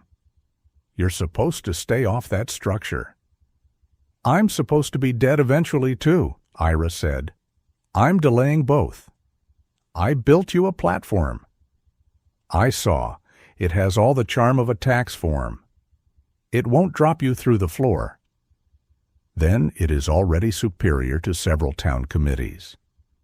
Luke took the trumpet case from him. Ira did not fight for it this time. Together they climbed onto the temporary platform beside the bandstand. It was low enough that Ira did not need much help, though Luke offered an arm anyway and looked away while the old man used it. Felicity handed Ira a cup of warm water, not soup. "No arguing. Your throat first." "I was born arguing." "And look what it did to your face." Ira almost smiled.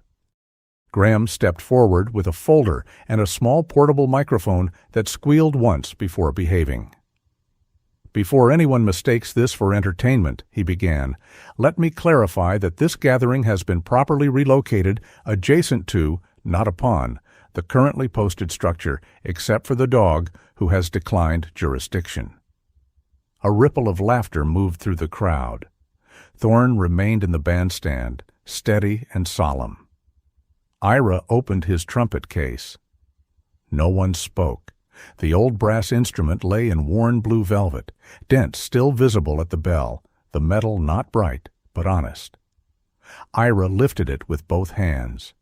For a second, Luke saw the tremor in his fingers and felt the whole square lean toward him without moving. "Don't make a funeral of this," Ira muttered. Then he raised the trumpet. The first note came out thin, the second steadied, the third trembled but held. It was not music in the polished sense, it was breath making a vow in public, a sound from an old man who did not have enough air to impress anyone, and used what he had to remind them he was still there. Mrs. Voss answered on clarinet. Harold Meacham came in on trombone, late but brave. Bernice Clay's French horn wobbled beneath them like a warm chair with one short leg. Two voices joined from the crowd, then several more, not singing loudly, only remembering where the melody used to go. The square did not become grand. It became inhabited. Luke looked across the faces. People who had stopped coming out in winter. People who had thought the bandstand belonged to some harmless past. People who had benefited from forgetting, or suffered from it, or done both depending on the year. Snow fell on all of them equally, patient as ash, bright as blessing. Thorne sat beneath the roof, facing Ira, not performing, witnessing. When the last note faded, the quiet that followed did not feel empty. Graham stepped to the microphone again. "I dislike speeches," he said. "They encourage moisture in the eyes and errors in chronology." Felicity called, "Read the papers, Graham." I was arriving there. He opened the folder. He did not plead. He did not raise his voice. Graham built the story in small, exact pieces. The designation from 1979, the winter relief site, the community memorial status, the requirement for public hearing and impact review. The budget line named Winter Senior Supper Fund, later renamed Winter Commerce Activation. The rehearsal support folded into public space modernization. The transportation fund turned into a study that had never transported anyone more useful than a consultant's invoice. At first, some people shifted impatiently. Papers did not sound like music. They had no brass, no steam, no old dog standing under lights. Then Graham read the attendance reports. "The record states participation declined due to lack of community interest," he said. "The record does not state rehearsals were moved to a room with inadequate heat and limited access. The record does not state transportation support had been discontinued. The record does not state evening meals stopped before attendance declined." A woman in the crowd whispered, "My father quit going then." Another voice said, "So did my aunt." The words moved outward, not outrage yet. Recognition. That was more dangerous. At the back of the square, Evan Loomis arrived. He came from the Veterans Hall with 2 council members and a folder tucked under his arm. His charcoal coat was clean, his gray hair controlled, his expression arranged into civic concern. For a moment, he paused at the edge of the crowd, taking in the lights, the musicians, the documents, the people, the dog. His smile faltered when he saw Thorne. Not for long, long enough. Luke saw it. So did Meredith Shaw. Meredith stood near the front, navy coat buttoned to the throat, silver glasses low on her nose. She looked less like a politician tonight and more like a woman reading a bill after trusting the wrong man to add it correctly. Graham finished with the procedural omission. No public hearing was held. No community impact review appears in the packet. No preservation notification appears in the file provided to the council. The bandstand was classified as underused and inactive after the programs that made it active were removed. He closed the folder. "Those are the records," he said. "They are less charming than music, but harder to call confused." Felicity stepped up next, but she did not take the microphone right away. She looked toward the diner across the street, where warm light glowed in the windows. "I fed people here," she said finally. "That's not a metaphor. I fed them. Soup, bread, coffee, pie when I could afford it, and when I couldn't." Her voice did not shake, which somehow made it heavier. "When the funds moved, I told myself it was temporary. I told myself someone higher up understood. I told myself a quiet season wouldn't hurt." She looked at the crowd. "I was wrong. Quiet seasons hurt plenty when they teach people not to come back." A murmur moved through the square. Then Nadine Rowe stepped forward. She was small, bundled in a pale beige coat, with a blue notebook clutched to her chest. Her gray blonde hair was pinned neatly at the back of her head, though strands had come loose in the snow. She looked as if she wanted very badly to be anywhere else, and had decided that wanting no longer mattered. "I was a part-time accounts clerk for the town," she said. Graham moved the microphone lower for her. Nadine opened the blue notebook. Her hands trembled. "I signed some of the reclassification worksheets," she said. "I was told the changes were temporary, that the programs would be folded into broader development categories, that funding would come back more efficiently after restructuring." She swallowed. "I did not ask enough questions." No one interrupted. "I was afraid," Nadine said. "Afraid of losing the work, afraid of being called difficult, afraid of being the old woman in the room who did not understand progress." Her eyes lifted toward Meredith, then toward Evan. "Sometimes wrong begins with greed. Sometimes it begins when decent people tell themselves someone else will ask." The square held still. That was the moment Luke felt the night turn. Not because they had won, because the lie had become too heavy for only one villain to carry. Cal Rusk stood near his white pickup at the far curb. Luke had noticed him earlier, half hidden beyond a salt pile, his rust-colored work jacket zipped to the chin, black wrist brace visible when he rubbed his hands together. He had come like a man drawn to a fire he did not want to admit he had helped set. Ira saw him too. The old man did not point. He simply looked. Cal's face changed. He stepped forward, then stopped. Snow collected on his shoulders. For several seconds, he seemed to be arguing with a version of himself that still wanted to drive away. Then he walked into the open. "I was there," Cal said. His voice was rough, not loud. People turned. Luke felt Thorne stand behind him on the bandstand. Cal looked at Ira, and whatever defense he had prepared broke before it reached his mouth. "I grabbed the camera," Cal said, "and the case. I didn't mean for you to fall." Felicity's face hardened. Cal went on before she could speak. "That's not an excuse. I know. I was angry. Loomis kept saying the delays were costing men work, said people needed to understand this thing was done, said old memories couldn't hold a town hostage." Evan's voice cut in, smooth and sharp.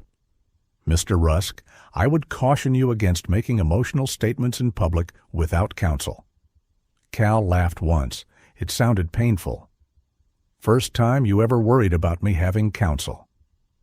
That moved through the crowd like a match dropped into dry grass. Cal looked down. "I need work. My men need work." "But I should have walked away before I put hands on an old man's things." Ira's face was pale. Felicity spoke before he could. "Everybody needs to live, Calvin. Nobody gets to do it by knocking down people who already have to lean on railings."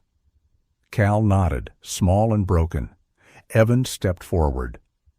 "Enough," he said, and the word was polished to sound reasonable. "This has become exactly what I feared.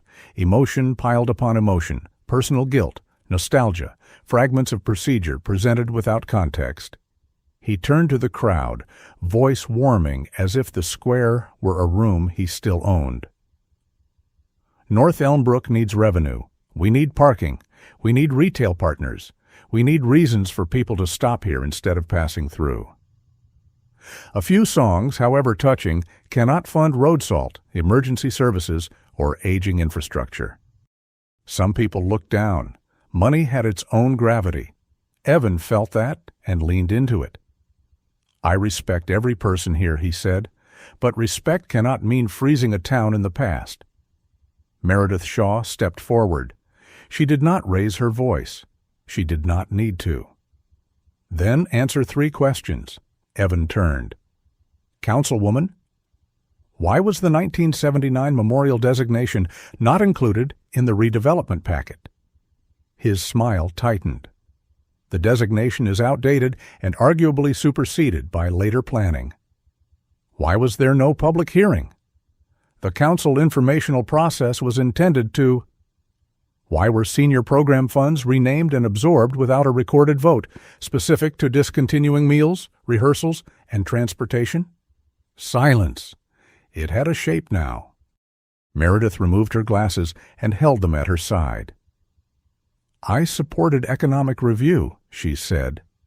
"I did not support being shown half a town and asked to vote on the missing half." Evan's face smoothed too quickly. Luke recognized men like that, men who treated control as oxygen and surprise as insult. "This is not the appropriate venue for procedural debate," Evan said. "No," Meredith replied. "It is the appropriate venue for deciding whether the debate was improperly avoided." Someone in the crowd said, "That's right." Then another, then several. Luke felt the moment swell toward shouting. He did not want to step forward. That was precisely why he did. He walked to the edge of the platform and stood where the string lights met the snow. Thorne came down from the bandstand and stopped beside him. Luke could feel the dog's warm shoulder near his leg. "I fix old things," Luke said. His voice was not loud, but the square had grown ready to listen. "Some old things aren't worth saving. I know that. Rot gets in, costs too much. Safer to tear it down." He looked at the bandstand. "But there's a difference between checking if something can be saved and calling it trash so you don't have to try." He turned back to the crowd. "People do that too." No one moved. "We call them inactive, underused, not cost-effective. We move the meeting where they can't park, cut the ride that got them there, cancel the supper, then write down that they stopped coming." Luke's jaw worked once. "That's not progress. That's neglect wearing a clean shirt." Felicity looked at him as if she had never seen him clearly until then. Luke did not look back. If he did, he might stop. "This town can build whatever future it wants," he said, "but it doesn't get to build it by pretending the people who kept it warm through winter were already gone." The words ended. Luke stepped back before anyone could turn him into a leader. Thorne stayed 1 second longer, looking across the square with amber eyes, steady beneath the lights. Then Meredith spoke to the council members behind her. "I am requesting immediate suspension of the demolition permit process pending review." Evan turned sharply. "You do not have authority alone." "No," Meredith said, "but I have enough authority to call for an emergency vote of present council members and enough evidence to notify the Preservation Office formally tonight." The young reporter wrote so fast her pen nearly tore the paper. Graham lifted another folder. "Copies have already been transmitted." Felicity smiled without warmth. "With timestamps." By the end of the hour, nothing had been saved forever. That mattered. The demolition permit was suspended for 90 days. A public hearing was ordered. The State Preservation Office would review the bandstand's designation. An independent audit would examine the reclassification of senior funds. Evan Loomis was removed from direct oversight of the project while the review proceeded. No one clapped when the vote passed. Applause would have made it feel too easy. Instead, people stood in the snow as if learning how to hold a different kind of weight. Ira sat down slowly, one hand on his trumpet case. Nadine cried without sound. Cal remained near the curb, alone, his shoulders bowed. Meredith signed a temporary motion on the hood of a councilman's car because there was no table and no one wanted to go inside. Felicity handed soup to anyone who would take it. Graham corrected the spelling of Nadine's middle name on a witness statement. Luke turned off 2 heaters and checked the cord on a 3rd. Work helped. It always had. At the edge of the platform, Ira lifted the trumpet again. This time, he did not play the opening notes. He passed the horn to Harold, who passed it to Mrs. Voss, who laughed and refused because it was not a clarinet, and somehow the small argument became a final song. Not organized, not beautiful in the way recordings are beautiful. Beautiful in the way cracked things are beautiful when they are still used. Thorne returned to the bandstand and lay beneath the roof, chin on his paws, eyes half closed. Snow fell around the square, soft and silver. Luke stood beside the old dog and listened. There were places, he understood now, that did not die because time took them. They died because people stopped listening. Tonight, North Elmbrook had listened. Not perfectly, not permanently, but enough for the first nail to hold. Winter did not leave North Elmbrook all at once. It loosened its grip in small, reluctant ways. Snowbanks shrank from the curbs. Ice softened along the gutters. The maples around the square held drops of water at the ends of their bare branches, each one catching morning light, like a small, unfinished promise. The bandstand remained standing. That sounded simple when people said it. It was not. Nothing had been saved by one night of music. No villain had been carried off into the storm. No judge had struck a gavel while the town cheered. The morning after the concert, the closure notice was still stapled to the post. The board still needed work. The roof still leaked in 2 places. The town still had budget problems, empty storefronts, and people who muttered that sentiment made poor policy. But the demolition permit had been suspended for 90 days. That was enough for the first breath. Meredith Shaw called the emergency review before noon the next day. She stood in the town hall meeting room wearing her navy coat and silver reading glasses, and she did not dress her mistake in soft language. The council had relied on incomplete data. The redevelopment packet had omitted relevant designation history. Senior program funds had been reclassified without adequate review. She said all of it clearly. People still criticized her. Some said she should have known sooner. Some said she had been fooled too easily. Some said she was only changing course because the county paper had sent a reporter. Meredith accepted the criticism with the stiff posture of a woman who understood that being late to the truth did not make the truth less necessary. When Felicity heard about the meeting, she said, "Good, accountability should itch." Graham Pike, reading the minutes over a cup of diner coffee, said, "That phrase has no archival value." "It has moral value. Marginally. You're using it later." Under protest. Evan Loomis did not disappear. That would have been too satisfying, and life in North Elmbrook rarely arranged itself for satisfying exits. He was removed from direct oversight of the redevelopment project while an independent audit reviewed the fund transfers, meeting packets, and preservation procedures. His office door stayed closed more often. His smile became rarer. His signet ring still flashed when he crossed the square, though now people noticed the thumb rubbing over it. Justice, Luke learned, did not always arrive like thunder. Sometimes it arrived as certified mail. Sometimes it came wearing bifocals, carrying a binder, asking for receipts from 7 winters ago. Felicity called it justice in non-slip boots.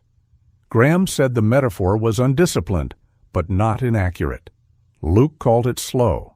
He said that often while repairing the bandstand, usually while on his knees with a drill in one hand and Thorne lying beneath the platform, supervising like an elderly foreman with fur. The town could not simply reopen the old stage. The posted notice remained until inspections, hearings, and safety work were complete. The State Preservation Office sent a woman named Dr. Avery Klein, who wore hiking boots with her professional coat and spoke to rotting wood as if it had legal rights.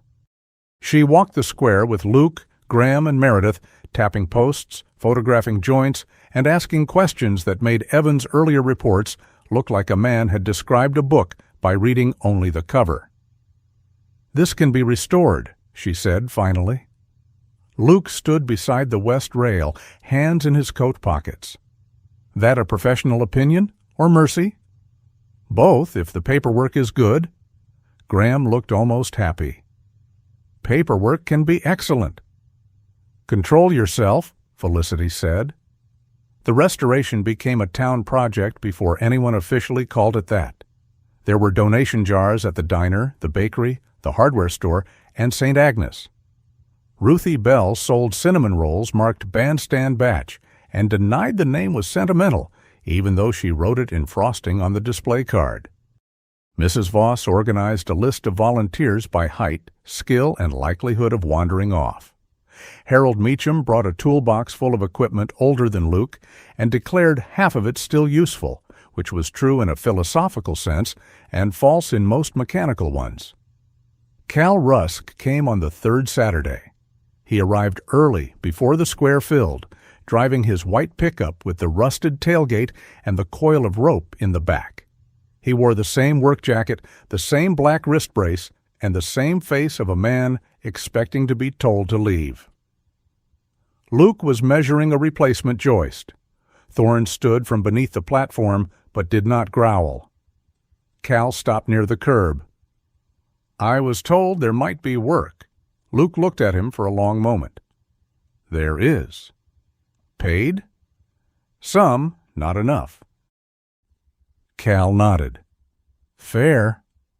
"It isn't." "Fine. Unfair." Luke pointed to the stack of old boards near the sawhorses. "Rotten pieces come out. Salvage what can be salvaged. Anything with original marking gets set aside for Graham before it becomes firewood." Cal glanced at the bandstand, then at Luke. "You sure you want me near it?" "No." Cal absorbed that without flinching. Behind them, Ira Delaney's voice came from the walkway. "Good. That means the arrangement has a chance." The old trumpet maker approached slowly, leaning on a cane he hated and therefore used angrily. His flat cap sat low over his white hair, and his red and navy scarf was tucked unevenly into his coat. He looked at Cal, not kindly, but directly. "You damaged what you were told was in the way," Ira said. "Now you can learn what was actually holding people up." Cal's jaw tightened. "I'm sorry." "I know." "I mean it." "I know that too." Ira leaned on the cane. "Words are cheap because people keep printing too many of them. Work costs more." Cal nodded once. It was not forgiveness. That made it honest. For the next several weeks, Cal and his small crew removed the worst rot under Luke's supervision. They worked quietly. Nobody made a ceremony of it. No one told Cal he was redeemed because he carried lumber in the cold. But the first time he replaced a weakened support beam beneath the stage, Ira watched from a folding chair, then said, "Not terrible." Cal looked up, uncertain whether he had been praised. Luke said, "From him, that's a parade." Ira snorted, "Don't inflate him." Thorne lay nearby on an old moving blanket Luke had placed under the bandstand, not where it was cleanest, where Malcolm Vale's chair had once stood above.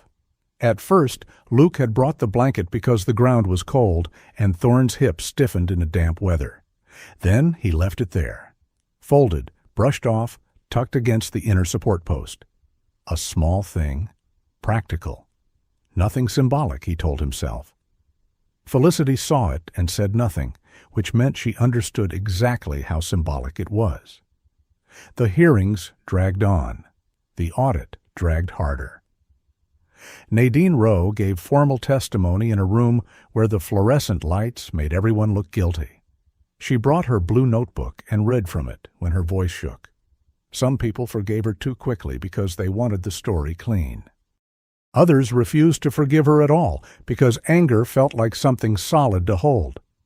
Nadine accepted both badly, but she kept showing up. "I signed what I should have questioned," she said at one hearing. "I cannot undo that by being embarrassed." Graham later called it a structurally sound sentence. Felicity wrote it on a napkin and pinned it near the diner register. Ira did not become young again. That, too, mattered. His breath remained shorter. His hands shook.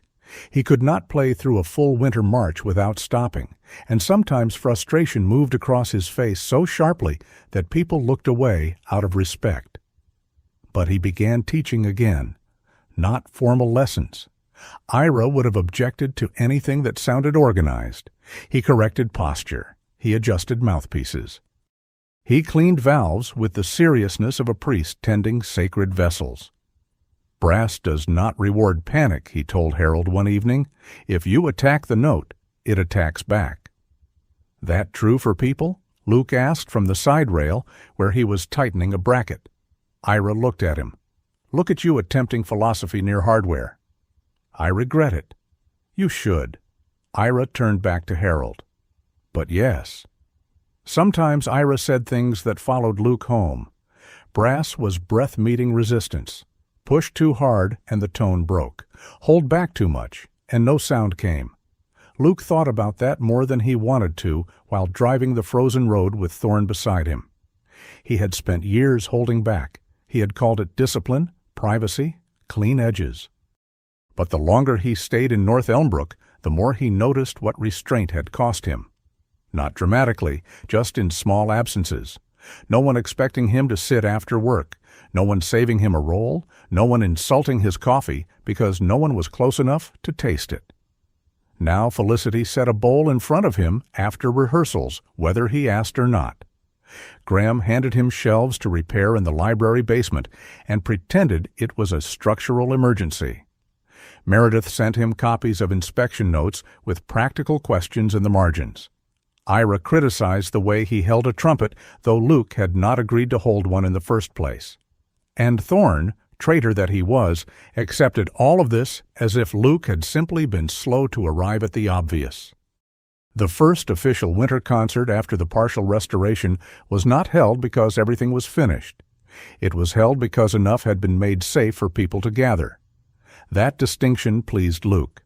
Completion made people careless. Enough made them grateful. Snow fell that evening in soft pieces, not heavy, not dramatic. The bandstand roof had been repaired along the worst seam. The railings were sanded and painted, though one section still waited for spring. Warm lights hung under the dome. The closure notice was gone, replaced by a temporary occupancy approval that Graham had framed in a cheap black frame, because, as he said, bureaucracy deserves dignity when it behaves. Felicity brought soup in 3 flavors and threatened anyone who called it refreshments. "It is dinner with musical consequences," she said. Ruthie Bell brought rolls. Mrs. Voss tuned her clarinet with ferocious disapproval. Harold's trombone slide stuck until Luke fixed it with graphite and a look. Bernice Clay wore a red hat with a feather and claimed it improved horn tone. Graham distributed printed programs, then discovered a misplaced comma and treated it as a personal betrayal. Ira sat at the front with his trumpet across his knees. Thorne lay beneath the stage on his blanket. Luke stood behind the bandstand, near the small storage room where tools, spare bulbs, and folded chairs had been stacked. His backup toolkit hung on a peg inside. He had left it there the week before. He had not announced that. Felicity had noticed anyway. "Moving in?" she asked. "Storage is practical." "So are socks. People still make choices about where to keep them." Luke shut the storage door. "You ever get tired of being right?" "Never tried it." The concert began badly, which was to say, truthfully. Ira opened with 4 clean notes, and one that got away from him. Mrs. Voss came in half a measure early and glared at the page as if the paper had betrayed her. Harold recovered the tempo by accident. Bernice's feather trembled every time she breathed. People smiled, not because the music was flawless, because it was theirs. Luke stayed at the back, one hand resting on Thorne's head, when the old dog came out from beneath the stage during the second song. Snow gathered along Thorne's dark back. His amber eyes reflected the warm lights and moving brass. He looked toward Ira, then toward the crowd, then up at Luke. There was no command in that look, no demand, only the quiet acknowledgement of a creature who had waited long enough for a man to understand the shape of home. Luke looked out at the square. Felicity handing soup to Meredith Shaw, who accepted it with both hands. Graham standing near Nadine, not speaking but not leaving her alone. Cal Rusk at the edge of the crowd with his work cap in his hands, listening. Ira lowering the trumpet to breathe, then lifting it again. The people of North Elmbrook gathered under snow and yellow light, not healed, not innocent, not finished, but present. Luke had no speech for that. Thank God, he thought. Words would have made it smaller. When the final song ended, no one cheered wildly. Some clapped. Some wiped their eyes and pretended snow had done it. Some simply remained seated, as if leaving too quickly would break whatever had been built in the air.